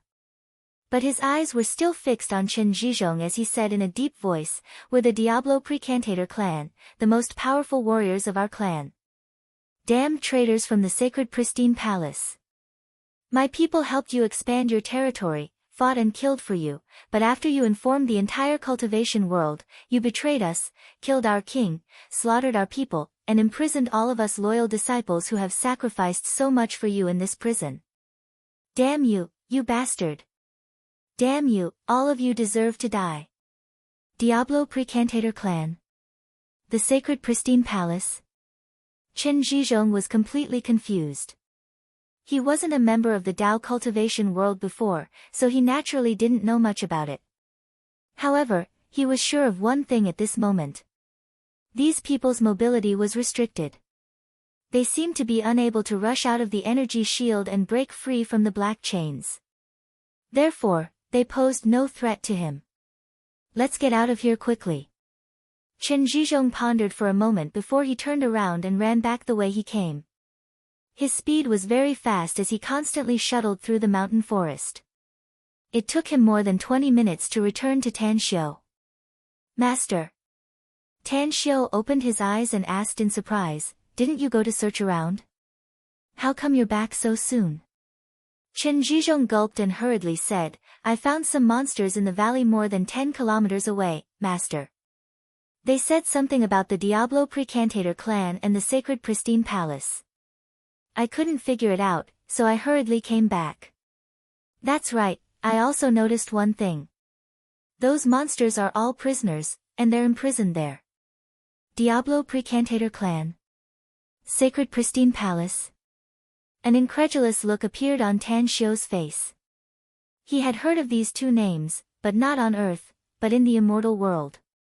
In the past, there was the Diablo Precantator clan in the immortal world, as well as a super sect like the Sacred Pristine Palace. But according to the records, that was more than 100,000 years ago. Take me there. Tan Xiu immediately got up and said in a deep voice. Quickly. Tan Xiu appeared in the valley. A shocked look appeared on his face when he saw the hundreds of monsters. He never dreamed that there would be members of the Diablo Precantator clan on Earth. It must be noted that the Diablo Precantator clan was purged by the Sacred Pristine Palace more than 100,000 years ago, a clan that was truly exterminated. It didn't take long for the Sacred Pristine Palace to experience an unforeseen event that eventually led to the sect's defeat and its destruction by its former enemies. Someone's here again. The headless man floated over and appeared in front of the transparent energy shield. His voice sounded out of thin air. He pointed his arm at Tan Xiu and spoke again, You're this ant's master. Did you come in by yourself? Or were you imprisoned by those bastards from the Sacred Pristine Palace? Tan Xiu sized up these people. His eyes finally fell on the headless man and indifferently said, My disciples said that you're from the Diablo Precantator clan. Is that true? That's right. The headless man's voice was getting louder and louder with a sonorous murderous intent. The legless man stared at Tan Xiu and asked, Who are you? What sect are you from, and how did you enter this prison world? May I know your names, gentlemen? Asked Tan Xiu. This lord is the Diablo Precantator clan's general, Carl Burying the Dragon, said the legless man proudly. My enemies call me the barefooted demonic monster. You haven't answered our question yet, brat. The barefooted demonic monster, Carl Burying the Dragon? Tan Xiu asked incredulously. You're one of the 18 generals under the Diablo Precantator king, the barefooted demonic monster who slaughtered hundreds of millions of troops from the 36 immortal domains? You know us. The legless man was surprised. Who exactly are you? Tan Xiu cupped his fists and said, I'm Tan Xiu, a disciple of the Rosefinch holy sect more than 100,000 years after your Diablo Precantator clan was exterminated. My Rosefinch holy sect has been in the immortal world for millions of years, so I'm sure you've heard of my name. The faces of hundreds of Diablo Precantator clansmen greatly changed upon hearing this. They naturally had heard of the Rosefinch holy sect. Although the immortal domain they were in was far away from the Rosefinch holy sect's immortal domain, the reputation of the Rosefinch holy sect had shaken the entire immortal world. Tan Xiu. You have a very special aura on you, and your soul is very strange. Have you died before? Are you the one who took over your body? The legless demonic monster looked at Tan Xiu and asked. That's right. Tan Xiu narrowed his eyes and nodded. Then how did you come in? Asked the legless demonic monster again. This is a prison world created by the Sacred Pristine Palace to imprison us. Apart from the Sacred Pristine Palace's people, there's no way for anyone else to enter. This is no longer the immortal world, but another world. Tan Xiu shook his head. I don't know how this prison world is connected to Earth, but the Sacred Pristine Palace you mentioned was destroyed hundreds of thousands of years ago. The remaining disciples of the Sacred Pristine Palace were slaughtered by Gorfiend. Gorfiend? Ha ha ha, it turns out to be Gorfiend Gorfiend. Retribution. This is retribution. How could the sacred pristine palace resist the revenge of a powerful enemy without our Diablo Precantator clan? Gorfiend Gorfiend. Ha ha ha, this lord once killed hundreds of thousands of his clansmen. I never thought he would come back from the immortal sea of sin. Damn, they all deserve to die. It's a pity that this lord didn't rush out of here, else I could have chopped off their heads, dug out their hearts, and extinguished their souls with my own hands. I didn't expect the enemy to avenge us. Hundreds of Diablo Precantator clansmen looked ecstatic. But after the ecstasy, they suddenly quieted down. All of them closed their eyes and lay on the ground. Strange musical notes were emitted from their bodies as though they were holding a memorial service. Tan Shio quietly watched them until they all stood up again. Then, he slowly said, I don't know what happened between you and the sacred pristine palace, but what I want to ask is, what are your plans now that you know the enemy is dead? Plans? The hundreds of Diablo Precantator clansmen were confused. Their motivation to survive was to kill all the enemies of the sacred pristine palace. But now that all the enemies of the sacred pristine palace had been annihilated, they suddenly lost their spiritual pillar to continue living. Suddenly, since you haven't figured it out, then I'll ask another question, asked Tan Shio again. You should have been imprisoned here by the sacred pristine palace hundreds of thousands of years ago. It's impossible for you to live for so long given your abilities. I want to know how you managed to survive until now in this place with almost no heaven and earth spiritual chi. It's the Diablo Precantator forbidden spell, life and death nightmare, said Discus Diabolos slowly. The Diablo Precantator forbidden spell. Life and death nightmare? An incredulous look appeared on Tan Shio's face as he hurriedly said, is the legend true? Is there really such a terrifying forbidden spell? Chapter 1004. Chen Zhizhong quietly listened to the conversation between Tan Shio and the Diablo Precantator clan's people. He was shocked inwardly because he never dreamed that his master, Tan Shio, came from another world, a place that all humans yearn for, the legendary immortal world. At the same time, he was also shocked by the Diablo Precantator clan in front of him. They had been imprisoned here for more than 100,000 years. After more than 100,000 years, they were still alive. It was more mysterious and incredible than a myth. What's the Diablo Precantator forbidden curse, master? What's the life and death nightmare? Chen Zhizhong suppressed his shock and asked curiously. The Diablo Precantator forbidden curse is a terrifying curse of the Diablo Precantator clan, explained Tan Shio. It's called the life and death nightmare. Is this curse very powerful? Asked Chen Zhizhong curiously. Tan Shio squinted his eyes and glanced at the Diablo Precantator clan in front of him. He slowly said, that's just a legend. Legend has it that the Diablo Precantator clan is proficient in a very magical forbidden curse. This secret technique has no effect on others, but it has a magical effect on their own clansmen. Once the Diablo Precantator clan uses this forbidden curse on themselves, their lifespan will increase by tens of thousands of times. Every 10,000 years, the Diablo Precantator clan can only stay awake for 100 years and fall into a deep sleep for the rest of the time. It's also for this reason that they can live for a long time, much longer than ordinary immortals. With a gloomy expression and a murderous aura that seemed to condense into a tangible substance, Discalciate Diablo said, you're right. The legend is true. But I don't know if you're lucky or unlucky to meet us in the awakening stage. The life and death nightmare is a forbidden curse of my Diablo Precantator clan. Although it can make our clansmen live for a long time, it's actually a different kind of death. In 10,000 years, we can only be awake for 100 years. Every time we wake up, the world will be different. What we once understood will also be different. However, before we can fully understand the new world, we will fall into a deep sleep again and wait for another 100 years after 10,000 years. It's a constant cycle. It's a kind of torture that ordinary people can hardly feel. If If it weren't for the necessity, no one in my Diablo Precantator clan would be willing to use a forbidden spell like the life and death nightmare on themselves. Tan Xiu looked pitifully at the Diablo Precantator tribesman. How could he not be aware of this situation? Ascetic Diabolos had made it very clear that this was indeed pain and torture. Many Diablo Precantator tribesmen would rather die than seek eternal life in this cycle. Discus Diabolos gradually retracted his killing intent and looked at Tang Xiu, asking in a deep voice, "Disciple of the Vermilion Bird Holy Sect, are you willing to help us escape from here?" "To be honest, I really want to help you, but I can't do it now." Tang Xiu shook his head. "Although your current strength is probably not even a 10,000th of your peak, you should be able to sense that there is a huge problem with my body and soul. Right now, I'm too weak. Even if I wanted to help you, I wouldn't be able to.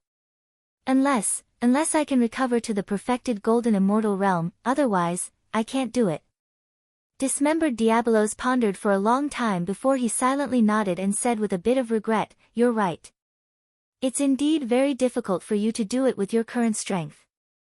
This damn Precantator array is too abstruse. Even some perfected golden immortals who don't know much about Precantator arrays would find it difficult to break it. Tens of millions of our surviving Diablo Precantator tribesmen were unable to break this place and escape from here, no matter how hard we tried." "You mean, tens of millions of your Diablo Precantator tribesmen were imprisoned here?" Tan Xiu frowned. "How come only? Freedom is the nature of my Diablo Precantator tribesmen, and killing is our instinct," said Dismembered Diabolos bitterly. "Losing our freedom is better than committing suicide." "Ha ha ha, the weakest of these tens of millions of elite Diablo Precantator tribesmen is at the celestial immortal stage, and there are dozens of perfected golden immortals. Suicide is the most humiliating way to die, yet it has fallen on my clansmen's heads." "Why are you still alive?" asked Tan Xiu. Dismembered Diabolos pointed to his chest and said in a deep voice, "The flame in the heart needs to burn fiercely. The blood of our enemies must be used to wash away our shame. Among the tens of millions of people, we were the unluckiest to be chosen as the flame of vengeance. We must survive for a long time and wait for the day when we can escape and burn all the traitors of the sacred pristine palace with the flame in our hearts. It's a pity that everyone in the sacred pristine palace was killed hundreds of thousands of years ago." Tan Xiu shook his head. "You've been struggling at death's door for so long, yet you still can't use their blood to wash away your shame. But fortunately, your enemies are dead and your hearts shackled by hatred can now be freed." Dismembered Diabolos slowly turned around and looked at the hundreds of his clansmen who were struggling at death's door. The anger on his face gradually disappeared and was replaced by deep despair. Suddenly, a smile that was uglier than crying climbed up his rough face and he laughed wildly. "Did you hear that, my clansmen? Our enemies are dead. All of them are dead. Haven't we been living for the destruction of the sacred pristine palace? Now that we've been waiting for the result, what are we still living for?" He roared wildly. He suddenly raised his hand and a 4-meter-long sharp saber suddenly appeared out of thin air. Hundreds of other Diablo Precantator clansmen also unleashed their innate natal weapons and raised them high in the air. Outside the array, Tan Xiu's expression drastically changed. Looking at the actions of hundreds of Diablo Precantator clansmen, he immediately shouted, "Legend has it that the Diablo Precantator clan knows how to repay favors. I brought you the news of the destruction of the sacred pristine palace and gave you a chance to free yourselves. Isn't this a great favor? If you kill yourselves now, do you want to leave with the debt you owe to others?" Hundreds of Diablo Precantator clansmen turned stiff. The Diablo Precantator clan loved to kill and enjoy freedom, but they were also a clan with few schemes. They could never be the leader of a force and could only be a vassal race of some force. Loyalty. It was the greatest advantage of their clan. Sincerity. It was one of their virtues.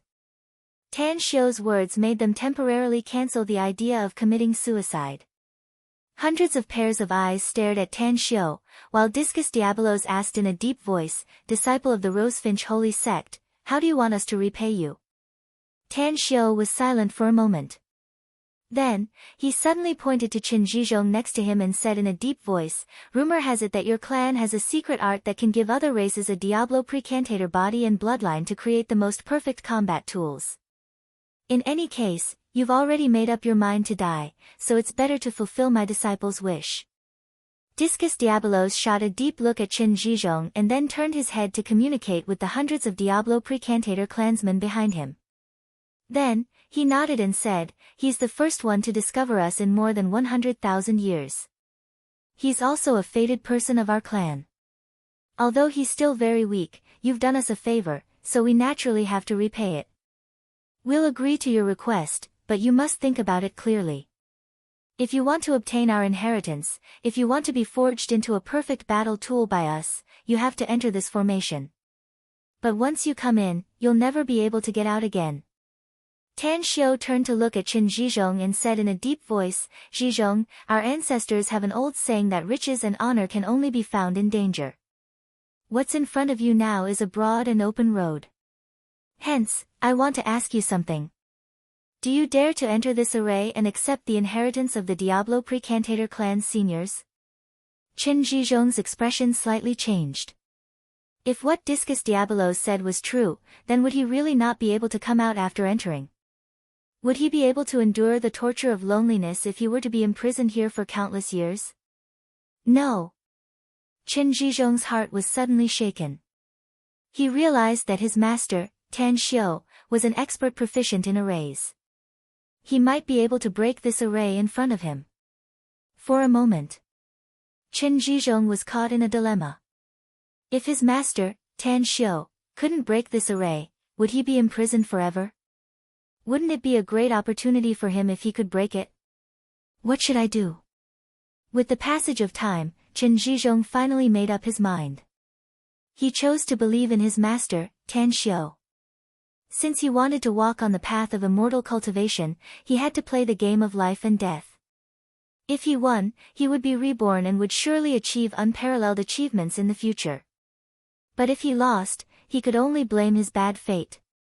"I'm willing, master." Qin Zhizhong nodded firmly with a firm expression. Tan Xiu nodded with satisfaction and laughed loudly. "You're worthy of being my good disciple. You're bound to have great achievements in the future given your wisdom. Go inside. As long as you can obtain the inheritance of the Diablo precantator clan's seniors, I'll definitely become a perfected golden immortal in the future and save you." "Understood." Qin Zhizhong replied and strode toward the hundreds of Diablo precantator clansmen. The transparent energy shield didn't stop his footsteps, allowing him to easily enter the array and come before Discus Diabolos. With an appreciative look on his face, Discus Diabolos praised, "What my Diablo precantator clan admires the most are heroes and tough men. You're very good. You're a real tough man." Qin Zhizhong took a deep breath and turned to look at Tan Xiu. Then, he cupped his fists and said, "If so, then I'll have to trouble you all." Discus Diabolos looked at Tan Xiu and said in a deep voice, "It's better to die than to sink into oblivion. I hope you're not deceiving us. I hope what you said is true and that everyone in the sacred pristine palace has been annihilated." "You're right to trust me," Tan Xiu said seriously. Discus Diabolos nodded and suddenly let out a sharp howl. Suddenly, hundreds of Diablo precantator clansmen soared into the air. They rose tens of meters high in the air and constantly changed their positions. Soon, a millstone-like array appeared. Chapter 1005. Scarlet blood constantly drifted from the bodies of hundreds of Diablo precantator clansmen, and their bodies gradually cracked like the dry earth. The blood drifted and rushed into the millstone-shaped formation. Gradually, the whole sky was dyed red with blood. Forbidden technique. The most terrifying and incredible technique of the Diablo precantator clan was displayed by hundreds of them at this moment. As a column of blood extended from the millstone-shaped formation, it directly enveloped Qin Zhizhong below. Countless ancient runes poured into Qin Zhizhong's body like a stream of water. "Ah!" roar, Qin Zhizhong, who was enveloped by the column of blood, howled in pain. At first, his voice was very sharp, but later, because of the heart-wrenching pain, he roared like a wild beast. Standing outside the formation, Tan Xiu looked at Chen Zhizhong's face, which had twisted in pain, with a smile at the corner of his mouth. The process of obtaining the inheritance was definitely very painful, but the benefits obtained after the pain were absolutely great. It wasn't that he hadn't considered obtaining the inheritance of the Diablo Precantator clan, but he knew that once he chose to obtain it, he would no longer be able to practice the heavenly art of cosmic genesis. If that happened, the loss would definitely outweigh the gain. After all, the heavenly art of cosmic genesis would definitely be countless times stronger than the inheritance of the Diablo Precantator clan once it was practiced to the great accomplishment realm. Immediately, Tan Xiu sat cross-legged and released his divine sense again, quickly integrating it into the formation of the small world. What he needed to do now was to go all out to understand the formation here. If it was before, even if he didn't understand the formation here, he could still escape with Chen Zhizhong unscathed. But now, the situation was completely different. He had to thoroughly understand all the formations here in order to break the formation in front of him and rescue Chen Zhizhong from inside. Otherwise, even if he could leave, Chen Zhizhong was bound to be trapped in there forever. Time flew by. In the blink of an eye, 6 days had passed. The moment Tan Xiu opened his eyes, he saw the column of blood that enveloped Chen Zhizhong gradually dissipate between heaven and earth. On Chen Zhizhong's naked body, countless ancient runes surged like a tide. Tan Xiu could even clearly see countless runes in Chen Zhizhong's muscles, bones, and internal organs. It's done.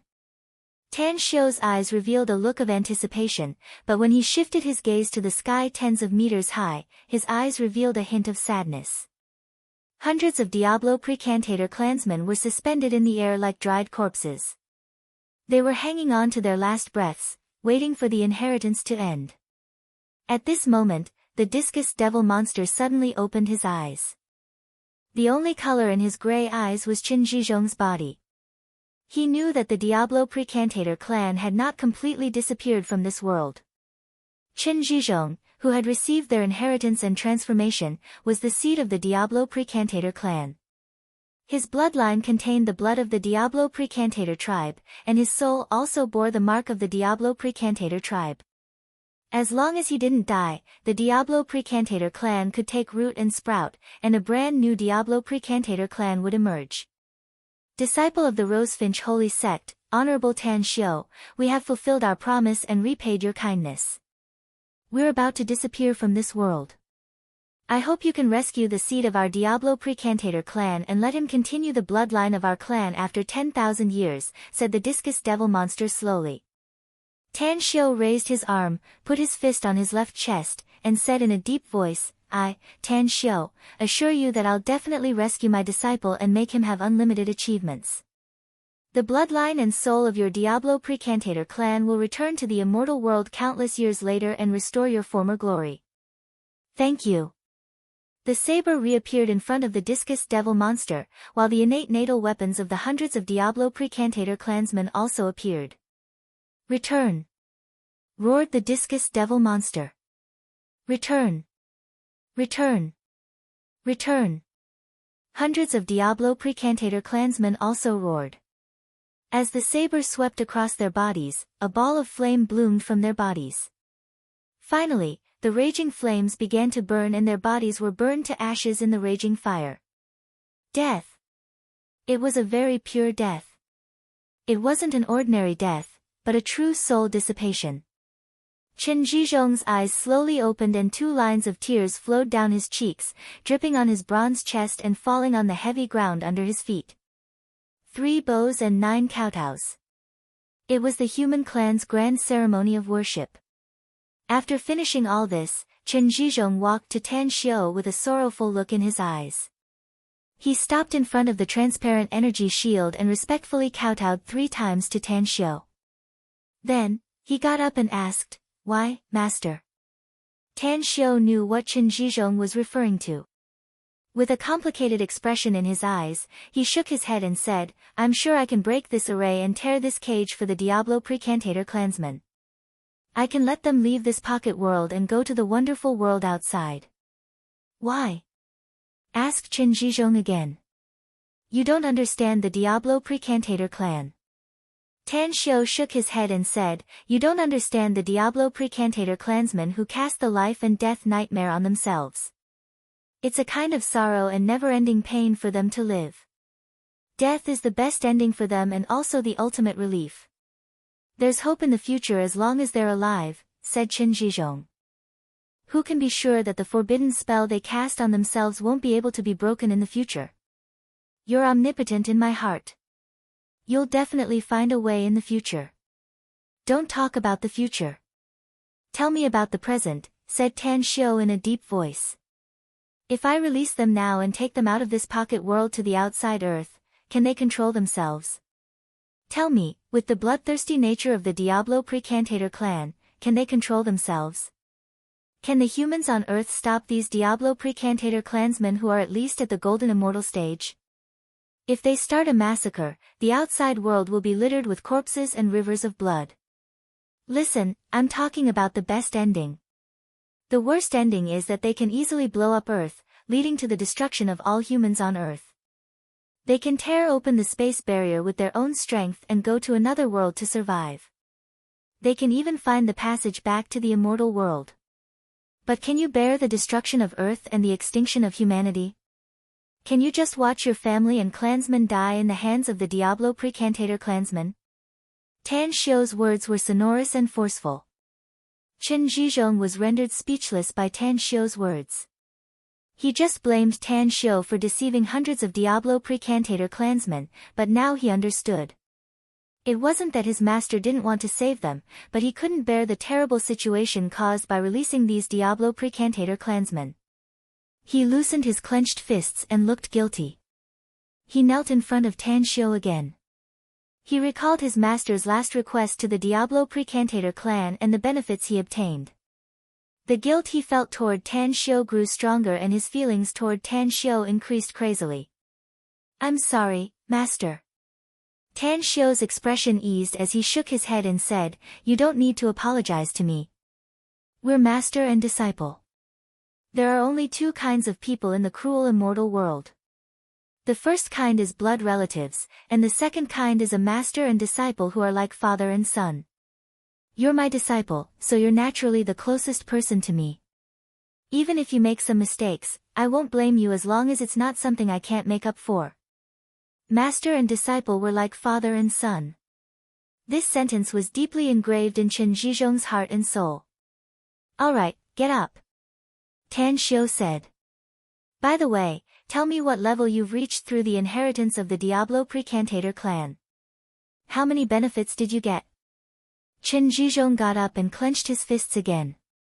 I don't know how strong I am now, master. But I'm much stronger than before. I have a feeling that even if there's a small mountain in front of me right now, I can still smash it with one punch. Tan Xiu nodded in satisfaction and asked, What else? Hundreds of predecessors of the Diablo Precantator clan passed on all their lifelong knowledge to me, said Chen Zhizhong. I got a lot of knowledge from the Diablo Precantator clan, including witchcraft, secret arts, and forbidden spells. Strictly speaking, I'm actually a member of the Diablo Precantator tribe now. Very well. Tan Xiu nodded and said, You should have heard the promise I made to the seniors of the Diablo Precantator clan very clearly. I hope you can restore the glory of the Diablo Precantator clan in the future and let all the races, be they humans, immortals, demons, witches, ghosts, demons, spirits, and gods, know that the Diablo Precantator clan was not completely extinct hundreds of thousands of years ago. Live well for me. I hope that my apprentice can grow up with me, and have limitless achievements. Become a supreme existence in the immortal world, and maybe even have the chance to fight our way into the higher dimension, the God world. Chen Zhizhong's heart surged as he shouted, Master, I'll follow in your footsteps and kill my way to the immortal world and the divine world. I, Chen Zhizhong, will always be your closest disciple. Well done. Tan Xiu burst into laughter. I used to be a supreme in the immortal world, and I'll become a supreme in the divine world in the future. And my apprentice can't be any worse than me. What? Chen Zhizhong's expression suddenly froze and incredulity filled his eyes. He looked at Tan Xiu and asked with a trembling voice, Master, what did you just say? You said you used to be a supreme in the immortal world? Now that you've obtained the inheritance of the Diablo Precantator clan, I naturally don't need to hide it from you anymore. Tan Xiu nodded. I was indeed a supreme in the immortal world, a peerless powerhouse who stood above the hundreds of millions of races in the immortal world. But because of the sneak attack by my enemies, I had to start all over again. Remember, you must never tell anyone about this except for you, not even the people you think are the closest to you. Else, once the news that I'm still alive is known by my supreme enemies in the immortal world, I'm afraid we'll all die. Chapter 1006. A solemn look appeared on Chen Zhizhong's face. He, who had obtained the inheritance, already knew a lot of information. His master was once a supreme in the immortal world, yet he was still ambushed by the enemy. Although he didn't know how his master survived, it was probably a great disaster for him to end up like this. Therefore, his master's enemies were very powerful, far from what he could contend with. Therefore, it was of utmost importance to block the news. Don't worry, master, said Chen Zhizhong. I'll never divulge this matter to anyone, not even my family. It's good that you remember that. Tan Xiu nodded. Let's not waste any more time here. I've already comprehended most of this array. I'll be able to crack it in 2 days at most. We'll leave then. You consolidate your current realm while I'm comprehending this array. Understood. After saluting, Chen Zhizhong turned around and walked to a bluestone not far away. He then sat cross-legged to consolidate his cultivation. Tan Xiu didn't want to waste time, so he devoted all his attention to comprehending the array. If it were the Diablo Precantator clan's array, it would take him some effort to crack it. After all, he didn't know much about the Diablo Precantator clan's array. But the principle of the Sacred Pristine Palace's array was similar to what he knew.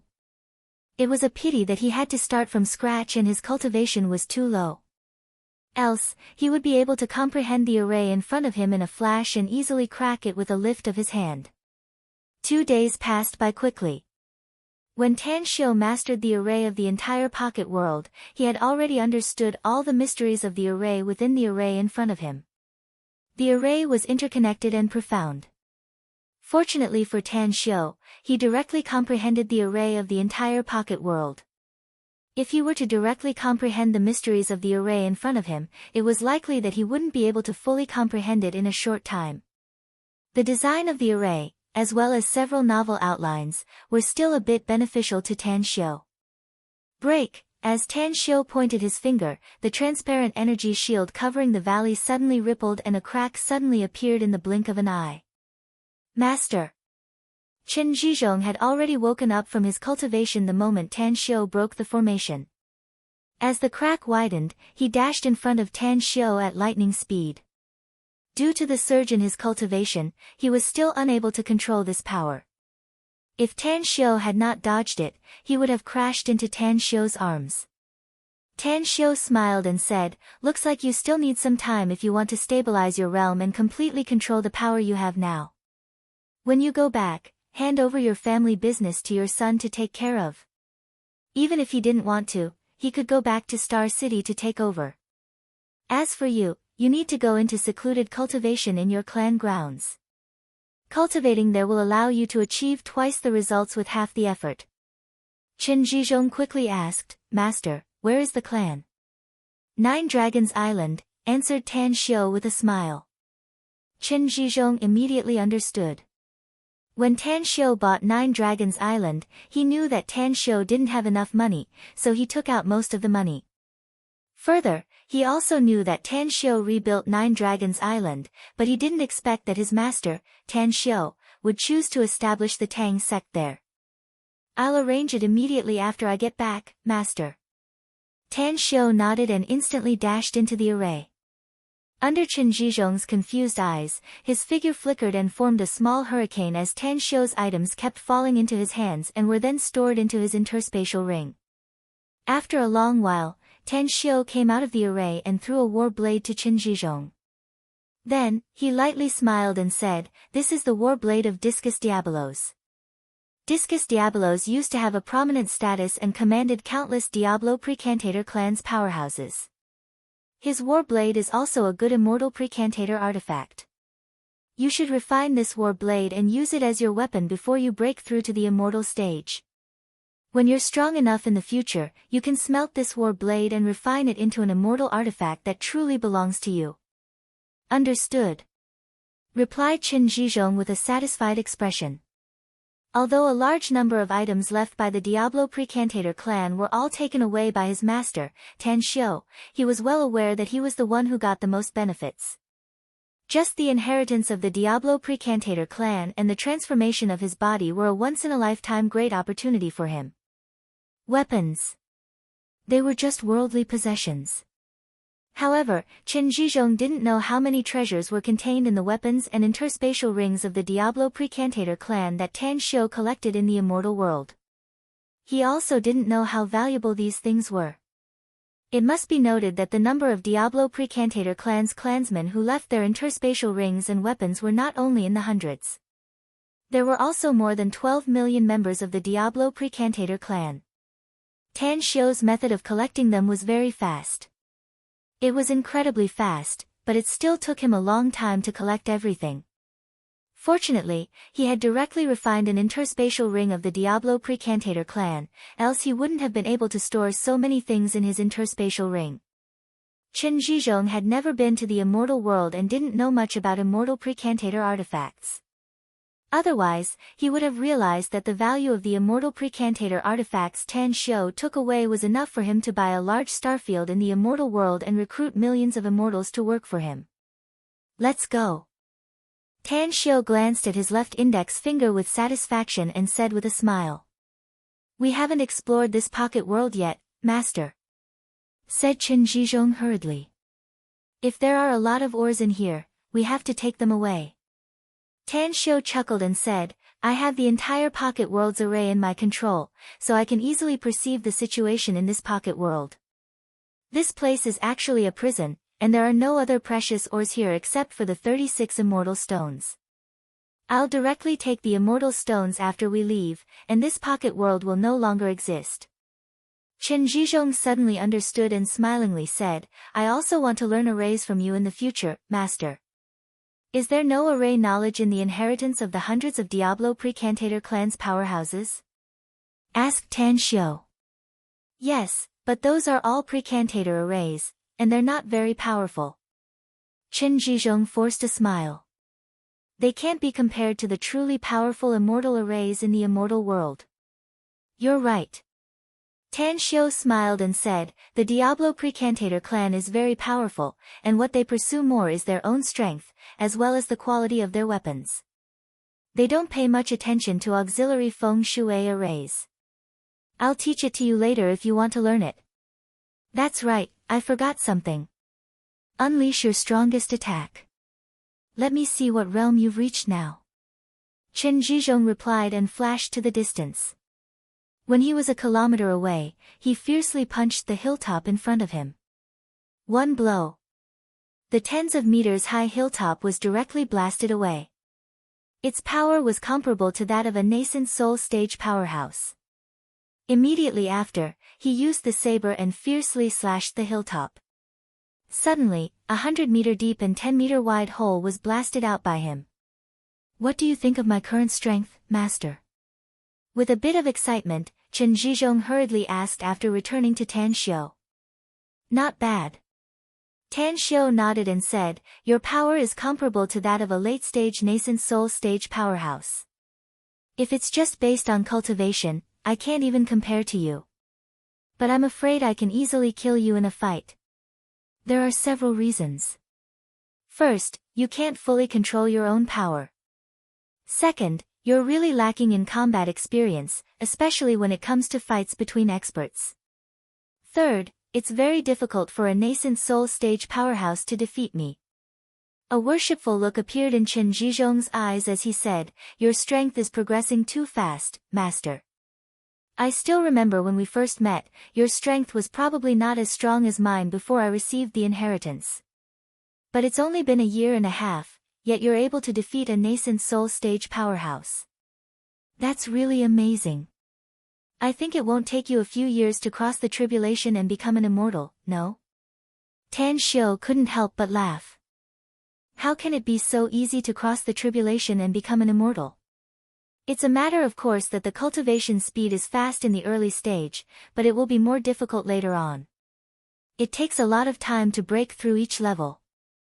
My luck is good and I've had a lot of fortuitous encounters, so I can be comparable to a nascent soul stage powerhouse in just a year and a half. But it's hard to say in the future. Qin Zhizhong suddenly understood. He didn't know much about cultivation, and the inheritance of the Diablo Precantator tribe was only about the situation of the Diablo Precantator tribe and their cultivation situation. There was no shallow attempt at the immortal world. However, even if Tan Xiu said so, his heart was still full of worship. After all, he knew how powerful the supremes in the immortal world were. Even during the heyday of the Diablo Precantator clan, no one seemed to have broken through to the supremacy stage. Even the previous kings of the Diablo Precantator clan were only at the perfected golden immortal stage. Soon after, Tan Xiu and Qin Zhizhong appeared at the exit of the cave passage and looked back at the pocket world in front of them. Tan Xiu's eyes didn't have the slightest fluctuation. After ordering Qin Zhizhong to wait for him outside, he immediately used his means to break the entire array. Immortal stones, come! Along with his shout, 36 immortal stones flew in front of him and were directly put into his interspatial ring. These immortal stones were of little use to him, but they were the best treasures for Gu Yan, and Ji Qimei. They were now on Earth, and there was no immortal qi on Earth at all. Whether it was to restore their strength or heal their injuries, the speed would be very slow. The earth quaked and the mountains shook. Tan Xiu watched as the pocket world in front of him gradually became illusory. He no longer stayed here and seemed to have turned into a bolt of lightning as he dashed out of the cave. Whoosh! Less than a minute after Tan Xiu's figure appeared outside the cave, the whole mountain directly collapsed along with the destruction of the pocket world. Chapter 1007. Tan Xiu took Qin Zhizhong, Tang 28's group of 5 and soared into the air. Standing hundreds of meters in the air, he looked at the collapsed mountain peak and sighed inwardly. The Diablo Precantator clan was truly pitiful. The sacred pristine palace was truly hateful. The feud between the two sides from hundreds of thousands of years ago had completely come to an end along with the destruction of the pocket world and the collapse of this mountain peak. At present, there was only one big puzzle in Tan Xiu's mind. What kind of existence was Earth? Why were there so many strange spaces connected to the Earth? However, this puzzle had been in his mind for a long time, but he also knew that it would be very difficult for him to figure it out in a short time. Therefore, he no longer thought about it and quickly left Changbai Mountain with Qin Zhizhong, Tang 28, and the others. In addition, he separated from Qin Zhizhong halfway through the journey. Take care, Master. I'll be waiting for you in Star City. Qin Zhizhong was somewhat reluctant before parting. After the experience, he had developed deep feelings for Tan Xiu and regarded Tan Xiu as his master. I won't be staying in the imperial capital for a long time, said Tan Xiu with a smile. Hurry up and solve your business issues. I'll take you to Nine Dragons Island when I go back. Understood. Qin Zhizhong replied and quickly left. At the imperial capital. It was the first time for Tang 28's group of 5 to come here. They all knew that the imperial capital was the capital of China and one of the most prosperous metropolises in the country. Therefore, even though they were much more mature than their peers, they were still a bit curious. Where are we going, Sect Master? Asked Tang 28 curiously after coming out of the airport with Tan Xiu. Don't ask this kind of question again in the future, said Tan Xiu. You're to follow me wherever I go. Remember, you'll be my shadow in the future, and the 4 of you will be Tang 28's shadows. You must learn to be silent and execute my orders if you want to follow me. Tang 28's group of 5 hurriedly nodded and dared not speak again. Tan Xiu came to the capital this time for Tang Guisheng's 80th birthday. If he was still abroad, it would have been fine if he couldn't make it back in time. Since he was already back in the country and it was on the way, he decided to stay in the capital for a while to celebrate with the old master. After getting on the taxi, Tan Xiu told the driver the address of the Tang family's residence. A strange expression appeared on the driver's face as he said, "Little brother, you're not from the imperial capital, are you? In the past few days, martial law had been imposed over there. Even if I send you there, I won't be able to reach the address you gave me. We can only park nearby." Tan Xiu asked in surprise, "Why is there a martial law?" The taxi driver said mysteriously, "Little brother, you are an outsider. I'm afraid you don't know. Tomorrow was Elder Tang's 80th birthday. The Tang family has always been very low-key in the past, but it's different this time. The Tang family is getting more and more powerful. It just so happens that the Tang family has something to do with the 80th birthday of their old master, so the Tang family is preparing to hold a big celebration. Several streets in the vicinity are under martial law to avoid any troublemakers. It's fine during the day, but after 10 p.m., the surrounding roads will be blocked and all vehicles are prohibited from approaching. This Tang family seems to be very famous." Tan Xiu nodded. The taxi driver gave Tan Xiu a "don't talk nonsense if you don't know" look. After starting the car, he said while driving, "Little brother, who in the capital doesn't know about the Tang family? Even in China, anyone with some ability knows about Tan Xiu's existence. Elder Tang used to be a senior statesman of our country, a real big shot, and a former great general. Also, haven't you heard that the Tang family's archenemy, the Yao family, fell inexplicably last year? The current Tang family may not be the first or second in the capital, but they're definitely in the top 3. So powerful?" asked Tan Xiu with a faint smile. The taxi driver didn't pay attention to Tan Xiu's expression. He held the steering wheel and looked at the road ahead. He nodded and said, "Of course they're powerful. It's a pity that I didn't reincarnate into this family. Otherwise, I would be able to live like an emperor if I were a member of the Tang family. You don't know, but the status of the Tang family's members in the capital is simply ridiculously high. Some time ago, a young master of the Tang family called Tang Wei smashed the famous Paradise Charm Club in the capital. The scene was very big. What was the result? Nothing happened to young Master Tang Wei, but the Paradise Charm Club's owner, as well as those silk pants young masters who offended young Master Tang Wei, bowed and apologized. I heard that they even compensated young Master Tang Wei with a lot of money." Tang Wei. Tan Xiu was at a loss whether he had to cry or laugh. He didn't expect that Tang Wei would cause such a big mess. Even if he got the upper hand in that matter, he was afraid that he wouldn't be able to avoid being cleaned up after he returned home.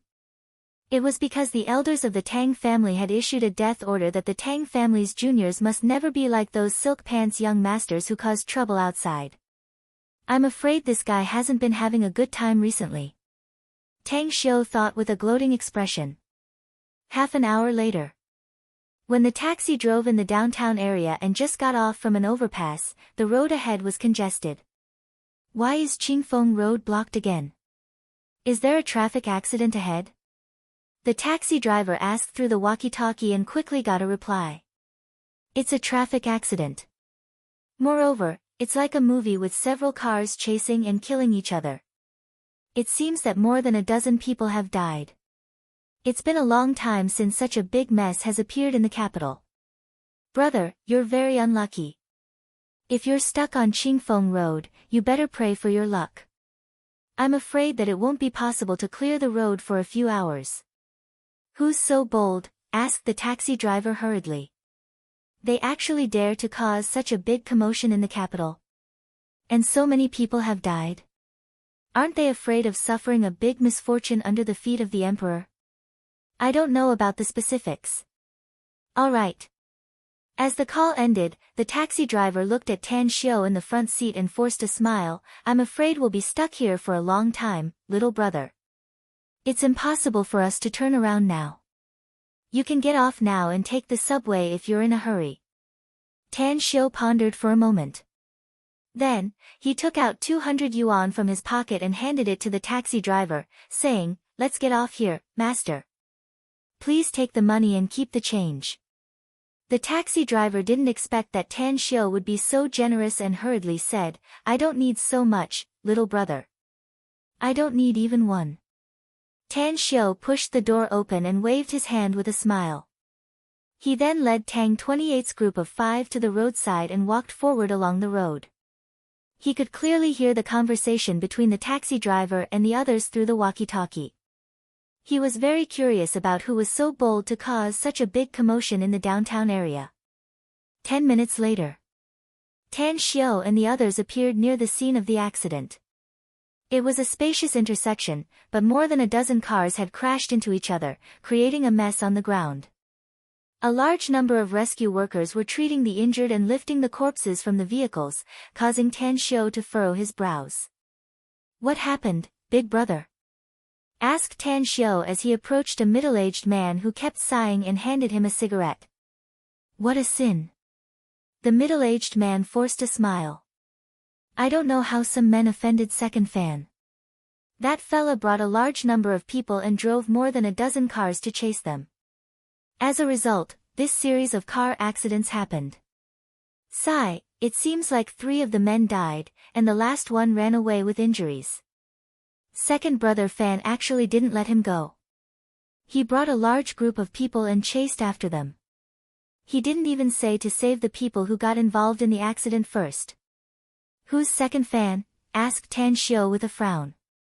The middle-aged man glanced at Tan Xiu and asked, "Little brother, you don't sound like a local from your accent, do you? You don't even know who Second Fan is?" "I really don't know." Tan Xiu shook his head. "I'm from Star City and just arrived in the imperial capital today." "No wonder." The middle-aged man nodded. Second Fan is the son of the Fan family's patriarch in the imperial capital. Although no one from the Fan family is involved in politics, it's a very famous and wealthy family. Do you know the Sky Pigeon Group, one of the top 500 companies in the world? That's the Fan family's company. The Fan family's reputation in the imperial capital has never been good. Now that Second Fan has stirred up such a big mess, I'm afraid their reputation has become even worse. Alas, if I had such a good-for-nothing son like Second Fan, I would have broken his legs and chained him at home with an iron chain, so that he wouldn't go out and court disasters and troubles. Tan Xiu nodded and curiously asked, "Then, where are they going now?"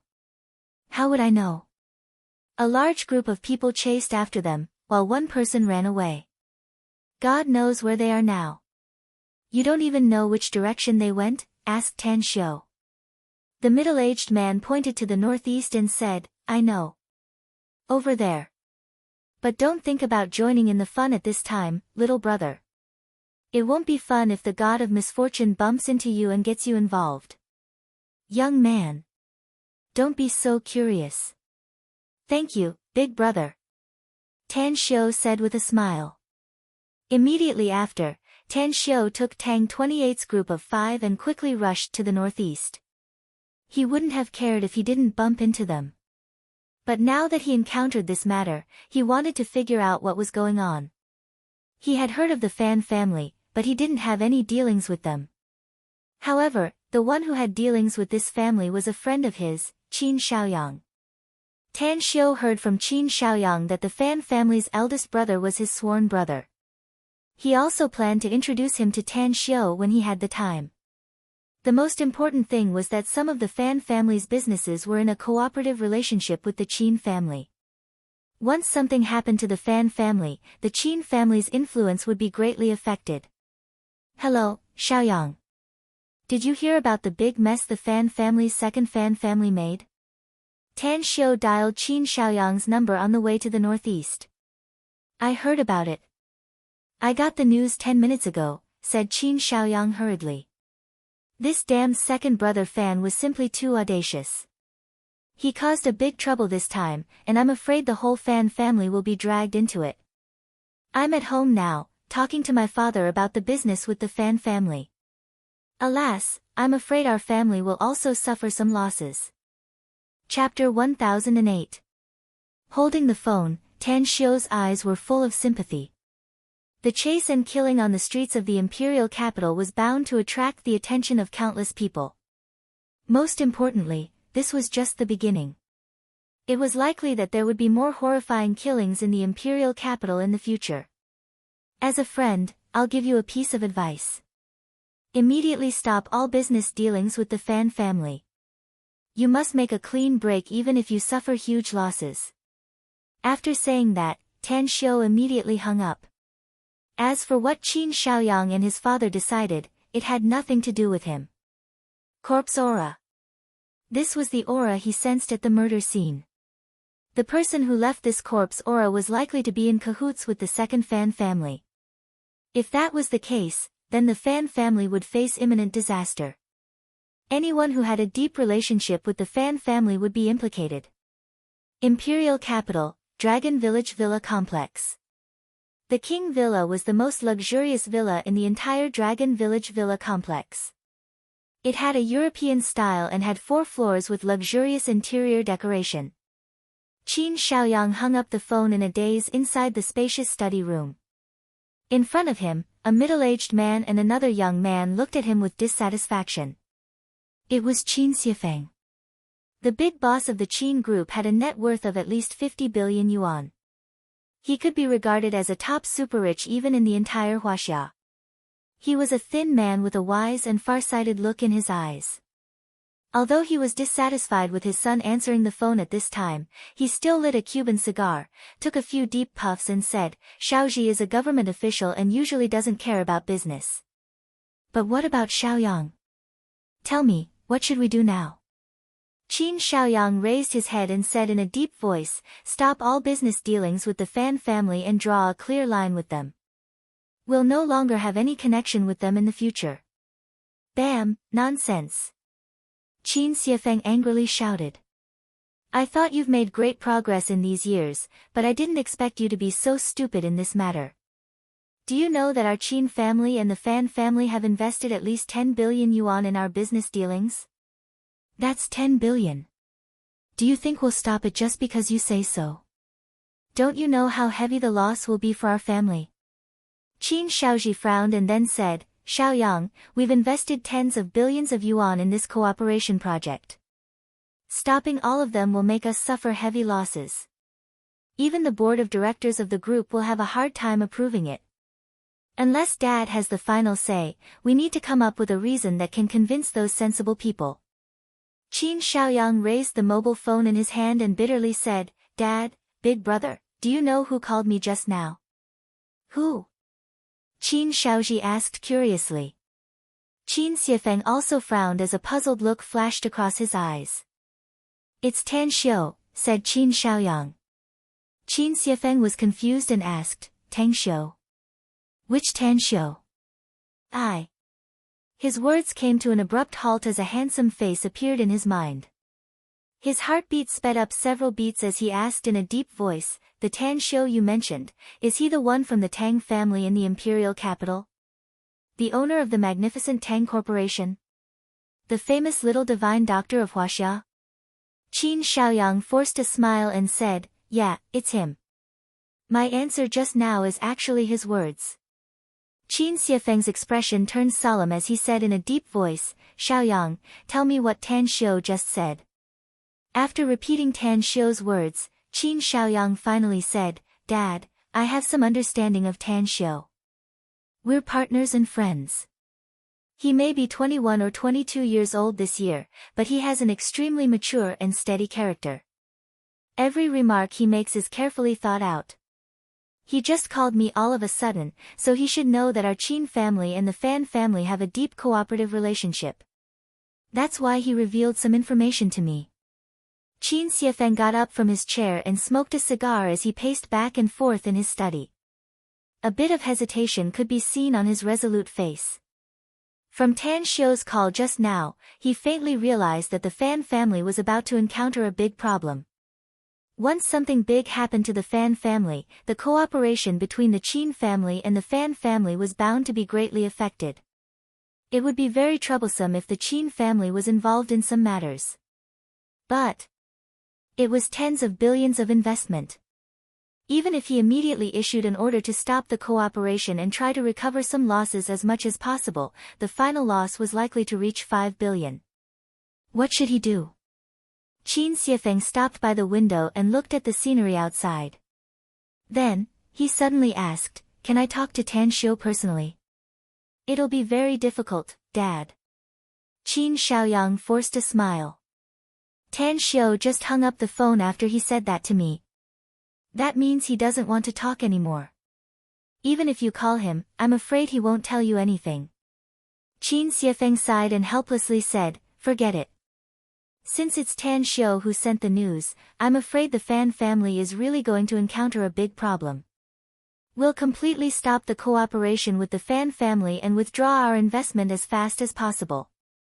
We'll accept it even if we suffer a huge loss." "Isn't this decision too hasty, Dad?" Qin Shaoji quickly said. "You made such a big decision just because of Tan Xiu's call. If nothing happens to the Fan family later, I'm afraid we'll thoroughly offend the Fan family." "There are some things you don't understand, Shaoji," said Qin Xiefeng. "The Tang family in the imperial capital is one of the top aristocratic families in the entire Huaxia country. Whether it is the wealth, power, or connections, the Tang family can crush the Fan family. A long time ago, I wanted to have a relationship with such a real aristocratic family. It's best if I can establish a deep friendship with them. I didn't manage to do it, but Xiaoyang did. I only learned about his friendship with Tan Xiu later. Therefore, I sent some people to secretly investigate some information about Tan Xiu. The result of the investigation was shocking. Tan Xiu has become the most outstanding descendant of the Tang family. Especially since he cured his father, Tang Yunda, his status in the Tang family has risen. Even the old patriarch of the Tang family is very concerned about Tan Xiu. This time, it's a big gamble for our Qin family. And the outcome of this gamble is not a clean loss. The loss of about 5 billion yuan is still something our Qin family can afford. But it's definitely worth it to deepen the friendship between Xiaoyang and Tang Xiu." "That's right." The wise and farsighted look in Qin Xiefeng's eyes turned more intense. After he stopped talking, he took a few puffs of his cigar and sighed. Regardless of whether the news about Tan Xiu is true or not, Xiaoyang trusts him unreservedly. Our Qin family trusts him unreservedly, so we can get his recognition and friendship. But if it's true, the Fan family will be in big trouble. It's definitely the wisest choice for our Qin family to cut ties with them in time." "What you said is very reasonable, Dad," asked Qin Shaoji curiously. "But I still have a question. Can Tan Xiu really inherit the position of the old patriarch of the Tang family and become the future patriarch of the Tang family? Your vision is still too small." Qin Xiefeng shook his head. "I'm afraid that Tan Xiu doesn't care about the patriarch position of the Tang family. Do you know how much wealth Tan Xiu has now?" "How much?" Qin Shaoji was confused. "His personal wealth is more than 10 billion yuan. Shaoji, you must be well informed if you want to go further in the future." Qin Xiefeng sneered. "According to my previous investigation, Tan Xiu's personal wealth is probably tens of billions. The magnificent Tang Corporation has been making a lot of moves in the recent half a year. Let alone the profits from their extremely popular products, just the income from the development of Star City's new metro and the sale of the properties they bought internally are enough to earn them a lot of money." "How is that possible?" Qin Shaoji was shocked. "Why is it impossible?" Qin Xiefeng sighed. "The magnificent Tang Corporation's products are simply in short supply in the market. As long as they can produce them, the market will never be able to digest them no matter how many products they produce. Such a terrifying profit is definitely something that all businessmen in the business world are extremely envious of. As for the development of Star City's new metro, do you know who are the partners of the magnificent Tang Corporation?" "I don't know." Qin Shaoji shook his head. "Big brother, let me explain it to you," Qin Xiaoyang said. "There are a total of 7 forces involved in the development of Star City's new metro.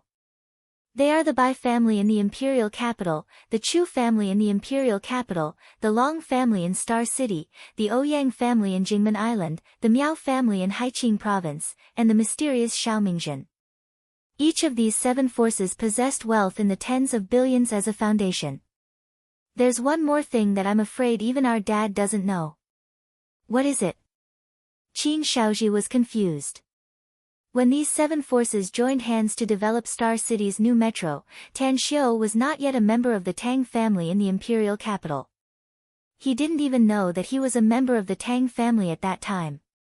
Being able to join hands with the other 6 forces was all achieved by his own ability. Furthermore, he's also the leader among them. Hiss, Qin Shaoji was frightened by his younger brother's words and couldn't help but gasp. He had heard of a lot of monstrous geniuses, but he had never heard of such a monstrous genius. This was too strong. Qin Xiefeng was also a bit shocked. After a long while, he sighed and said, Tan Xiu's power is far more than this. Rumor has it that the Amur tiger was killed by Tan Xiu. Rumor has it that the Tang family was able to defeat the Yao family because of Tan Xiu. You know Zhang Yueming, right? He's my old friend of many years. He once told me that the world will definitely belong to Tang Xiu in the future when we were drinking together. Qin Shaoji fell into silence. He didn't believe his younger brother, Qin Shaoyang, but he absolutely believed his father. Since they said so, then it was very likely that Tan Xiu was very powerful and terrifying. Qin Xiefeng extinguished his cigar and waved his hand. All right, Shaoyang. Help me immediately stop the business cooperation with the Fan family. Also, go find Tan Xiu and see if you can get some useful information from him. Shaoji, you don't know how to do business, so go back first. Chapter 1009. It was a bustling block with high-rise buildings, rows upon rows of shops, and a dazzling array of goods. Yet, a faint smell of blood lingered in the air in such a place. As Tan Xiu led Tang 28's group of 5 to shuttle through the block, the gunshots became clearer and clearer. Finally, when they appeared at an intersection, they saw the tragic scene in front of them. Dozens of cars had crashed into each other and countless casualties could be seen everywhere. It's a big mess. Tan Xiu looked at the dozens of police cars blocked in the periphery, while dozens of armed policemen were engaged in a fierce gunfight with more than a dozen bandits. A bit of helplessness could be seen on his handsome face. At this moment, he once again sensed the presence of corpse energy, and it was from those bandits. You guys, go deal with those people. Tan Xiu calmly ordered. Tang 28 nodded in response. He had just taken a few steps when he suddenly stopped and looked at his 4 companions who were standing still. Immediately after, he looked at Tan Xiu and then at the 4 children, saying, I chose you. You must obey sect master's orders if you want to follow him. But we haven't killed anyone, said one of the teenagers hesitantly. Tang 28 looked at Tan Xiu with a hesitant look on his face. In fact, he had never killed anyone. Although he had lived a hard life with no fixed abode and no one to rely on, fighting with other children and being bullied by others were common occurrences, he still had an inexplicable fear toward killing people. Tan Xiu looked at the 5 children and sneered, I told you to deal with them, not to kill them. Such an occasion isn't suitable for killing people. You just need to cripple them and knock them out. However, I just found out one thing today. Your hands haven't been stained with blood and you haven't killed any enemies yet. That's a very serious problem. It seems that there's still a gap between the spiritual transformation you underwent in the illusion and reality. Tang 28's spirit was shaken and he quickly said, We'll go right away, sect master. His voice faded away. He then led his 4 companions and ran toward the distance. Even if one stared at them with wide eyes, they would only be able to see a few afterimages given their speed. If one didn't look carefully, they wouldn't even notice that someone was passing by.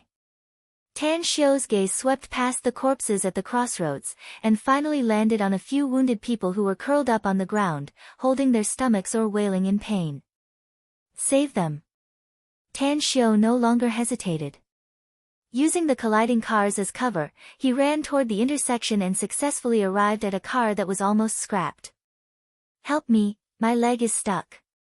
The driver's door of a Buick sedan was open. A fat middle-aged man with blood all over his face in pain saw Tan Xiu squatting outside the door and immediately begged. Tan Xiu's spiritual sense covered a radius of hundreds of meters. Looking at the middle-aged fat man in pain, he quickly got up and got into the car. With the strength of his hands, he easily pushed the thing that was stuck to the middle-aged fat man. Pu. Tan Xiu quickly took out a silver needle and pierced it into 2 acupoints on the middle-aged fat man's body.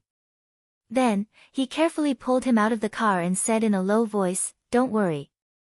I'm a Chinese medicine practitioner. Your injuries are very serious. The bones in your legs are broken, but I've sealed the wound. You won't bleed too much, so it won't be a problem for you to keep your life. What you need to do now is to sit here and not move. Wait for the police to subdue those criminals, and then the doctors will rush here to give you the next treatment." The fat middle-aged man grabbed Tan Xiu and hurriedly said, "Doctor, can my legs be healed later?" "Aye." Tan Xiu patted his shoulder and nodded, "Don't worry. I'll go to the hospital to find you after everything here is over. I'm sure your legs will be healed by then. But I still need to treat the others, so pay attention to your safety." The fat middle-aged man was horrified. "Doctor, you're going to save people now? Heavens! Are you crazy? Those criminals are fighting with the police now. If you go now, bullets don't have eyes. What if you get shot?" Tan Xiu smiled indifferently and said, "Don't worry. Since I can save other people's lives from the King of Hell, I can also save my own life." Upon seeing that Tan Xiu had made up his mind and was about to leave, the fat middle-aged man immediately asked, "Doctor, what's your name? You saved me, so I must know your name." "Tan Xiu." Tan Xiu replied without turning his head. He used another car as a cover and ran toward the injured man who was lying on the ground and twitching 7 or 8 meters away. Bullets brushed past his shoulder. The police nearby shouted at him, but he ignored them. Several bullets were aimed at him, but he dodged them without leaving any trace. After a while, Tan Xiu grabbed the seriously injured man and quickly carried him. He then rushed toward a smashed off-road vehicle a few meters away. In just a few seconds, the dozens of police officers were sweating profusely, while some people who were hiding in the surrounding places peeked with their hearts hanging in their throats. At the northeast corner of the intersection, the 30-story building was the Big Golden Eagle store. From the first floor to the 32nd floor, there were all kinds of dazzling goods, and the prices were also very high. The 6th floor was the clothing area, mainly selling all kinds of branded women's clothing from all over the world. At one of the windows, Tian Xiaomeng was sweating profusely. She nervously held the camera and pointed the camera at the fierce gunfight downstairs. "I'm very sad and angry. I'm sad to see those innocent people fall in a pool of blood. I can only watch their life force quickly pass away, but I can't do anything to help them. I'm even angrier. I'm angry at those damn criminals. They are so cruel and merciless. They killed people and robbed their goods in public in this imperial capital street. All my dear fans, Xiaomeng never dreamed that I would come to the imperial capital to participate in an entertainment program. I never thought that I would encounter such a terrible incident and see such a hell on earth. My dear fans, all my friends who are watching the tragic scene through this live broadcast platform, please join me in praying for those innocent victims. Pray that they can survive." At this moment, there were hundreds of thousands of people watching Tian Xiaomeng's live broadcast from all over the country. And as time went by, a large number of viewers swarmed in, and the number of fans was increasing at a very fast speed. In just 5 or 6 minutes, the number of fans who entered the live broadcast room had exceeded 300,000 people. No one spoke. No one tipped. Pairs of shocked and sympathetic eyes stared at the tragic scene on the screen. Many timid girls and kind-hearted boys and girls even covered their mouths with tears flowing out of their eyes. Suddenly, Tian Xiaomeng's body slightly trembled. A look of disbelief suddenly appeared in her big bright eyes. Although her hand holding the mobile phone was trembling, she still cried out involuntarily, "How could it be him? It's dangerous. How did he break in? Who?" Hundreds of thousands of people heard Tian Xiaoming's voice, and their minds were filled with strong curiosity. At this moment, among the hundreds of thousands of people who were staring at the tragic scene, some people recognized the figure in the screen. Even if it was a bit blurry, they could still recognize the person's face. Tan Xiu. No one knew who typed these two words in the comments section. Suddenly, hundreds of thousands of people were attracted by the figure who sprinted to the side of a smashed off-road vehicle. After their identification, they quickly recognized that the person was Tan Xiu, the famous small business owner Tan Xiu, the good doctor with a heart of gold. Tan Xiu. Tan Xiu. Tan Xiu. In the comments section, countless viewers began to type these two words. As a result, the two names in the comments section were crazily scrolling. Tian Xiaoming stared at Tan Xiu's figure, feeling that her breathing had become rapid. Her eyes were full of worry and eagerness. Tears flowed out of her eyes and slid down her delicate and lovely face. He's saving people. Tian Xiaoming's tone was a bit sobbing. Watching Tan Xiu save the wounded who was wailing in pain and curling up his body, and sprint to the side of the off-road vehicle to avoid the bullets, she had mixed feelings in her heart. Suddenly, she seemed to have realized something. Although she did not appear on the screen, her voice reached the ears of hundreds of thousands of viewers. "Dear friends, you're not mistaken. He is indeed Tan Xiu, my most respected big brother, and also the most famous little miracle doctor of our country, Tan Xiu. It's him who is rushing into the hail of bullets, it's him who is saving the lives of the wounded. I beg God to bless him to be safe, bless him to save those poor wounded people. Bless him. Bless him." In the comments section, the two words that replaced Tan Xiu's name deeply remembered the worry for Tan Xiu and the blessing for him. In their hearts, the name, Tan Xiu, had been deeply engraved in their minds, and they had already deeply remembered his face. What was courage? What was a hero? Although they knew it in the past, it was very difficult to see the existence of a hero in front of them. But now they saw it. They saw the figure who disregarded his life, braved the threat of the hail of bullets, and braved the situation where he could be shot at any time, and still rushed in to save people. Time passed. More and more people entered Tian Xiaoming's live broadcast room. In just 10 minutes, there were already more than 1.5 million people. However, everyone who came in, after recovering from the shock, saw that face clearly, and saw the figure who was constantly saving people. The eighth one. He had already treated 8 injured people and brought them to a temporary safe place. "My idol, the person I respect the most, I hope you can be safe." Tears flowed down Tian Xiaoming's face, and her voice reached the ears of more than 1.5 million people. Chapter 10:10. The incident in the imperial capital had attracted the attention of the people all over the country. Because of Tian Xiaoming's live broadcast, all the big shots were aware that it was impossible to suppress this news no matter how hard they tried. Therefore, the major media began to report it after being authorized by some high-level officials.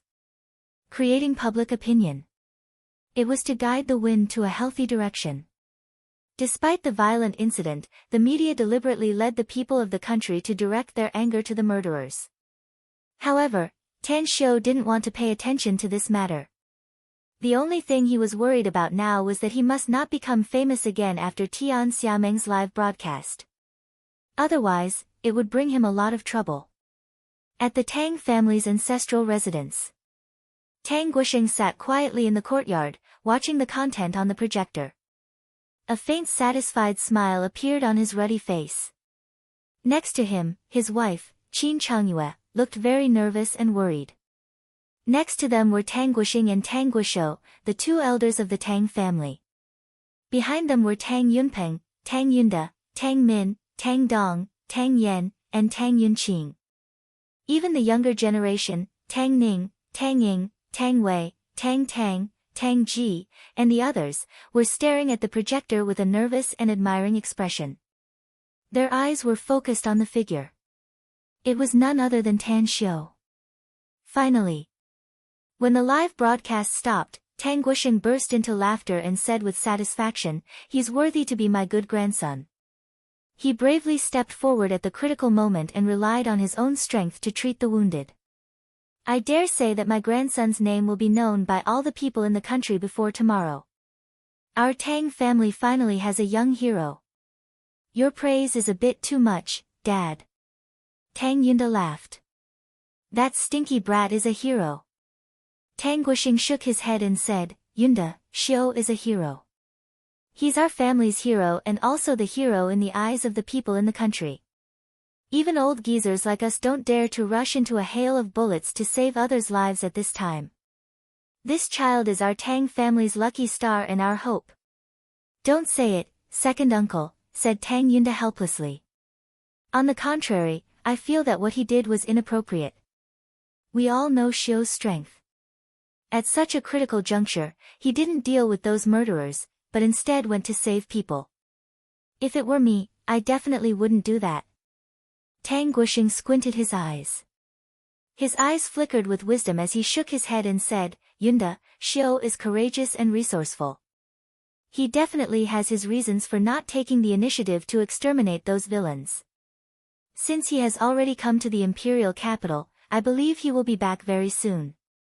When he comes, we will know once we ask him." "Ha, Grandpa missed me."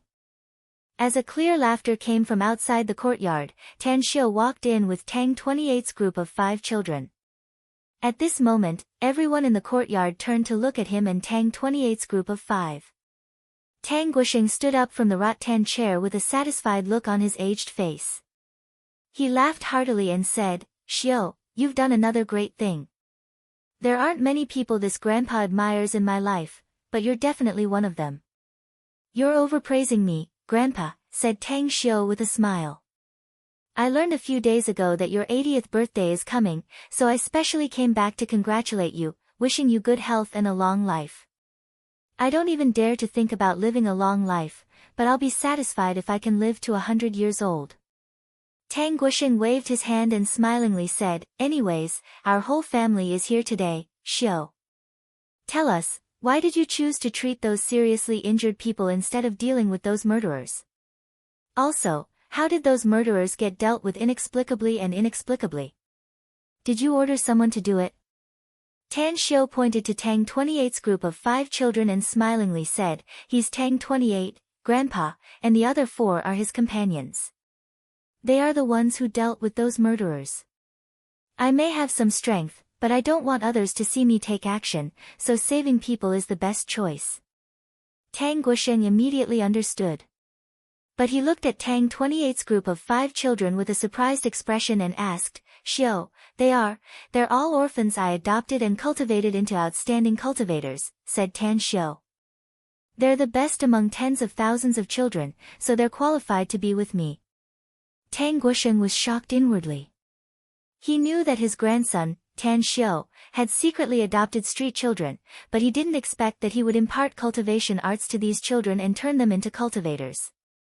However, what shocked him the most was that these murderers were not weak. At the very least, their speed and strength, as well as the spear techniques they mastered, were absolutely top-notch. These children had only cultivated for a year at most, so how could they have such powerful strength? Tan Xiu didn't explain the cultivation level of Tang 28's group of 5. After greeting the other elders in the courtyard, he smilingly said, "I'm afraid the Fan family is going to run out of luck this time. The leader of the murderers is the second son of the Fan family's patriarch. I'm afraid the patriarch won't be able to handle such a big commotion this time." Tang Guosheng understood politics and was naturally aware of his grandson's meaning. He nodded and sighed, "That's right. The Fan family is in trouble this time. No one can save them at this time. That little girl who did the live broadcast has ruthlessly sprinkled salt on the Fan family's wounds. That little girl Xiaomeng probably doesn't know how much influence her live broadcast has caused." Tan Xiu chuckled. The Fan family is really unlucky to have given birth to such a prodigal child who invites disaster. You know that little girl? Asked Tang Guosheng, surprised. I know her, Grandpa. We have a deep relationship. Tan Xiu chuckled. I wouldn't have become famous if it wasn't for her. She was the one who publicized me in Star City Chinese Medical Hospital last time through a live broadcast. Afterward, she was the one who reported about me in an orphanage in Star City and made me face the people directly. But I didn't expect that it would be such a coincidence that she actually came to the imperial capital and happened to be at the place where the accident happened. Tang Guosheng nodded and smilingly said, Xiu, I'm afraid this matter will be very big, so I need you to do something for me. What is it? Asked Tan Xiu, confused. Tang Min walked out of the crowd and forced a smile. Xiu, Auntie needs your help this time. The Chu family and the Fan family are somewhat pretentious and have some cooperation in some business fields. Once the Fan family collapses, the Chu family will definitely be implicated. Although I'm a daughter of the Tang family, I'm married to the Chu family and am their daughter-in-law. Therefore, I need you to come forward and help the Chu family in this matter. What can I do? Tan Xiu stared blankly for a moment and forced a smile. A shrewd glint flashed in Tang Min's eyes as she said, once the Fan family collapses, their business will definitely be seized. At that time, if you can come forward and meet some people, the seized business will fall into the hands of the Chu family. Of course, it will fall into the hands of the Chu family on the surface, but half of the benefits will be obtained by the Tang family. It seems that you are more than what I thought. Tan Xiu raised his thumbs up and praised. I originally thought that I only need to draw a clear line with the Fan family, but I didn't expect that there are still huge benefits involved. Just leave this matter to me and cousin Chu Yi. I think we can solve it. Auntie really didn't dote on you in vain, said Tang Min with a satisfied smile. Tang Xiu grinned and said, why can't I get some benefits? I heard that the Fan family has a bad reputation in the imperial capital. Since they deserve this calamity, then let them decline. At this moment, all the members of the Tang family in the courtyard were clearly aware of one thing. Although the Tang family's current patriarch was Tang Guosheng and his words carried enormous weight in the Tang family, the one who was second only to him was not the other elders, but Tan Xiu. His actions, his abilities, would directly affect the future fate of all the Tang clan members. The next day, Tan Xiu received accurate news that the patriarch of the Fan family had been arrested by the state for condoning his son to create such a huge bloody incident. All the members of the Fan family were also investigated by the state, and all the businesses of the Fan family were ordered to stop business for rectification. When the tree falls, the monkeys scatter. When the wall collapses, everyone pushes it. In just one day, the Fan family had been reduced from a second-rate family in the imperial capital to an existence that everyone would turn pale at the mention of and avoid. Almost all the families and people who had a friendship with the Fan family began to disassociate themselves from the Fan family. As for the families who had some grudges with the Fan family, they added fuel to the fire in an attempt to completely consign the Fan family to eternal damnation. However, this news was meaningless to Tan Xiu. He didn't care about the life and death of the Fan family, nor did he care about what kind of miserable ending the Fan family would have. What he needed to figure out now was why the Fan family's villains had corpse chi. Corpse chi could affect people's minds and could turn a good person into a devil who would kill without blinking an eye. The second brother of the Fan family was born in a big family, so he naturally knew what would happen to him if he created such a huge bloody incident in the imperial capital. Yet, he still did it, indicating that his consciousness had been affected by the corpse chi. At the Northview restaurant, Tan Xiu met the Special Abilities Bureau's big boss, Duan Mulin. Upon seeing his frown, Tan Xiu secretly sighed inwardly. He walked to the opposite side and sat down, asking with a smile, Senior Duanmu, what's making you so vexed? Is it because of yesterday's incident? Duanmu Lin looked up and saw Tan Xiu. He immediately forced a smile and said, what else could it be other than that? My hair is about to turn white from worry. Tan Xiu couldn't help laughing and said, it can't be, can it? You're the Special Abilities Bureau's big boss, so you don't need to worry about this kind of thing, do you? Someone will naturally clean up the trouble caused by the Fan family. With a solemn expression, Duan Mulin shook his head and sighed. It would be easy to solve if it was just a case involving ordinary people. But things have changed. Chapter 10-11. Tan Xiu's expression shifted and he asked, "What happened?" "You're a member of our department, so it's not a big deal to tell you." Duan Mulin forced a smile and said, "But this matter must be kept a secret." Two core members of the Fan family showed inhuman power and killed more than a dozen intelligence operatives who were monitoring them before escaping. We've investigated the scene of the massacre and found that the killing method was very strange. Tan Xiu's expression slightly changed and he said, "You should have photos of the murder scene here, right? Let me have a look." Duan Mulin pushed the folder on the table in front of him to Tan Xiu and let Tan Xiu grab it. Then, he said, "Shouldn't you give me an explanation about what happened yesterday?" While opening the folder and looking at the photos, Tan Xiu said, "I just arrived at the imperial capital yesterday and happened to encounter that incident, so I acted. However, I wasn't the one who crippled those murderers, but several of my men. You also know that it would be very troublesome if my identity was exposed in that situation." Duan Mulin finally let out a smile and nodded. "I knew it was your men who did it, else it would be impossible for them to cripple those murderers so silently.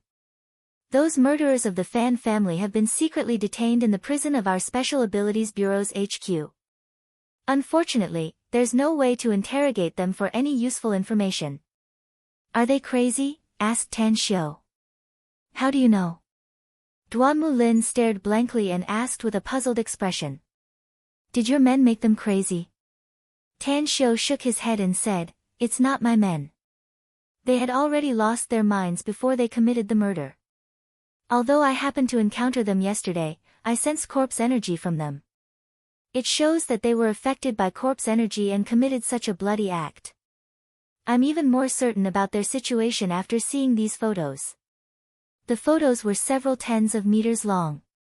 It was a photo of the murder scene where two members of the Fan family killed the intelligence operatives last night. The deceased in the photo had wounds left by sharp claws and teeth. If they were not bitten by wild beasts, then it could only be done by humans under the influence of corpse energy. These people were also known as half-corpses. Duan Mulin's eyes flickered. He looked deeply at Tan Xiu and asked, "Do you have any way of finding the two members of the Fan family who escaped?" Tan Xiu said, "I need the blood of the Fan family, and preferably fresh blood that has just been taken from their clan." "Come with me to the Special Abilities Bureau's prison," asked Duan Mulin. Tan Xiu nodded with a smile and said, "Let's eat first and then we'll go there. I'm a member of the Special Abilities Bureau, but I haven't been to the headquarters in the imperial capital yet. It's really inexcusable. By the way, I need to borrow something from you." Duan Mulin asked, "What do you want to borrow?" "Subaquatic corvette," said Tan Xiu. "Why do you want to borrow the subaquatic corvette?" asked Duan Mulin with furrowed brows. "I had a conflict with some foreign forces and was plotted against by them," said Tan Xiu helplessly. "That's why my people and those foreign cultivation forces fought in the Pacific Ocean. The subaquatic corvette can help me dispatch people and also be used to shoot the enemy." Duan Mulin furrowed his brows and asked, "You mean those foreign cultivation forces? Who are they?" "There are many of them." Tan Xiu forced a smile and said, "They are the top 3 forces in the world. I'm afraid we'll have a fight with them, as well as some other forces. In short, the enemy this time is very strong. Also, the main enemy is the Celestial Wizard Clan. Senior Duanmu, you should have heard of the Celestial Wizard Clan, right?" Duan Mulin's body shook and he solemnly nodded. "Not only have I heard of them, but I've also fought with them. Unfortunately, the final result of that dispute was that our Special Abilities Bureau lost some people, and it could be said that we suffered a setback. Tan Xiu, the Celestial Wizard Clan possesses magical witchcraft arts. Their means are mysterious and extremely powerful. Are you their match?" "I'm sure I can wipe out the entire Celestial Wizard Clan if it's only them," said Tan Xiu. But there are more cultivation forces involved now, especially the top 3 forces in the world. It's really hard to say who will win or lose. This is also the reason why I want to borrow the subaquatic corvette from you. Duan Mulin pondered for a moment and asked, can you guarantee the safety of the subaquatic corvette? You must know that the subaquatic corvette is a technology of an advanced civilization. Once it falls into the hands of other countries, it will pose a huge threat to our country in the future. I can guarantee that. Tan Xiu nodded. If so, then I'll ask my superiors for a transfer. Duan Mulin nodded. But I can't guarantee that they will agree to it. Then tell your superiors that I'll make a deal with the military if they agree to lend me the subaquatic corvette, said Tan Xiu. It's a brand new technological product that will play a huge role once it's applied to the military. Duan Mulin's spirit shook and he hurriedly asked, can you tell me the specifics about the product? I can only say that it's a flight product, Tan Xiu mysteriously smiled. A flight product? A solemn look appeared on Duan Mulin's face. He got up and said, I'll tell the bureau to prepare a meal, so let's not waste time here. Whether it's tracking the traces of the Fan family or borrowing the subaquatic corvette, we must hurry up. Upon hearing this, Tan Xiu could only follow Duan Mulin and leave. However, just as they left the restaurant's entrance, Aquababe hurriedly came down from an RV not far away and ran to Duan Mulin and Tan Xiu. She nodded to Tan Xiu and hurriedly said, there's a situation, Chief. What is it? Asked Duan Mulin. Aquababe glanced at Tan Xiu and wanted to say something but hesitated. Tan Xiu is a member of our Special Abilities Bureau, so there's no need to hide it from him, said Duan Mulin. Tell me, what's the situation? I just received news that 2 escaped members of the Fan family have appeared in Liang'ang City, said Aquababe immediately after hearing it. The driver of the taxi they took has been killed and his body was found on the desolate seaside. The taxi was also there. However, through our investigation, we discovered that there is another group of people chasing after them. Duan Mulin's expression changed and he hurriedly said, how is that possible? The state has given us the task of hunting them, so it's impossible for other forces to get involved. Could it be that the other group of people are enemies of the Fan family? According to the surveillance footage, there are 3 people in total. One is an old man, and the other 2 are a middle-aged man and a woman. Aquababe shook her head and said, I've asked the Bureau's intelligence personnel to check the database, but they couldn't find any information about them. Hence, the intelligence personnel inferred that they are not Chinese. Can you find their traces? Asked Duan Mulin. For the time being, the 2 Fan family members are nowhere to be found, but the 3 mysterious people are still within our monitoring range, said Aquababe. We may be able to see them if we rush to Liang'ang City as soon as possible. What do you think? Duan Mulin looked at Tan Xiu and asked. Let's send someone to bring a member of the Fan family to Liang'ang City, said Tan Xiu. We'll rush there now. It's naturally good if we can find those people directly. But if we can't, we still need the blood of the Fan family. Let's do that. Duan Mulin nodded. Aquababe, go find a member of the Fan family and bring him to Liang'ang City. Liang'ang City. The southernmost city of the 3 northern provinces had developed very fast due to its coastal location and had become the most prosperous metropolis in the 3 northern provinces. North Village Fishery. Surrounded by mountains, the scenery was picturesque. The lakeshore was connected to each other, sparkling under the sunlight. Fluent English was heard from a fishing boat. Master, according to the tracking disc, the direction the 2 half-ghouls fled should be Lashanku. Shall we go after them now? A middle-aged man with disheveled blonde hair and black sunglasses looked at the old man sitting in front of him and asked. The old man slowly shook his head and said, they hid the corpse bottles here, which means they'll sneak back. If they want to become powerful half-ghouls, they need the corpse energy in the corpse bottles. They'll definitely come back here within 3 days. The blonde middle-aged man frowned and said, but what if they have more corpse bottles? As for the corpse bottle they hid here, could it be that they purposely left it to confuse us? A cold light flashed in the old man's eyes as he nodded and said, "What you said makes sense. However, we don't know much about China's cities, and we're much worse compared to those two half-ghouls. If we follow the tracking disc's guidance, they'll easily get rid of us and follow behind them. Don't worry. Since their aura has been locked by the disc, we'll be able to determine their position as long as they're no more than 300 kilometers away from us within 3 days. But we'll lose their tracks if they flee more than 300 kilometers away," said the blonde middle-aged man. "It won't be easy to find them at that time." The old man sneered, "Since we've determined their direction of escape, we'll immediately track them in the direction of Lashunku once the tracking disc stops. With our speed, it'll be easy for us to stay within 300 kilometers from them." Whoosh! A figure flickered lightning fast and instantly rushed into the fishing boat from the shore.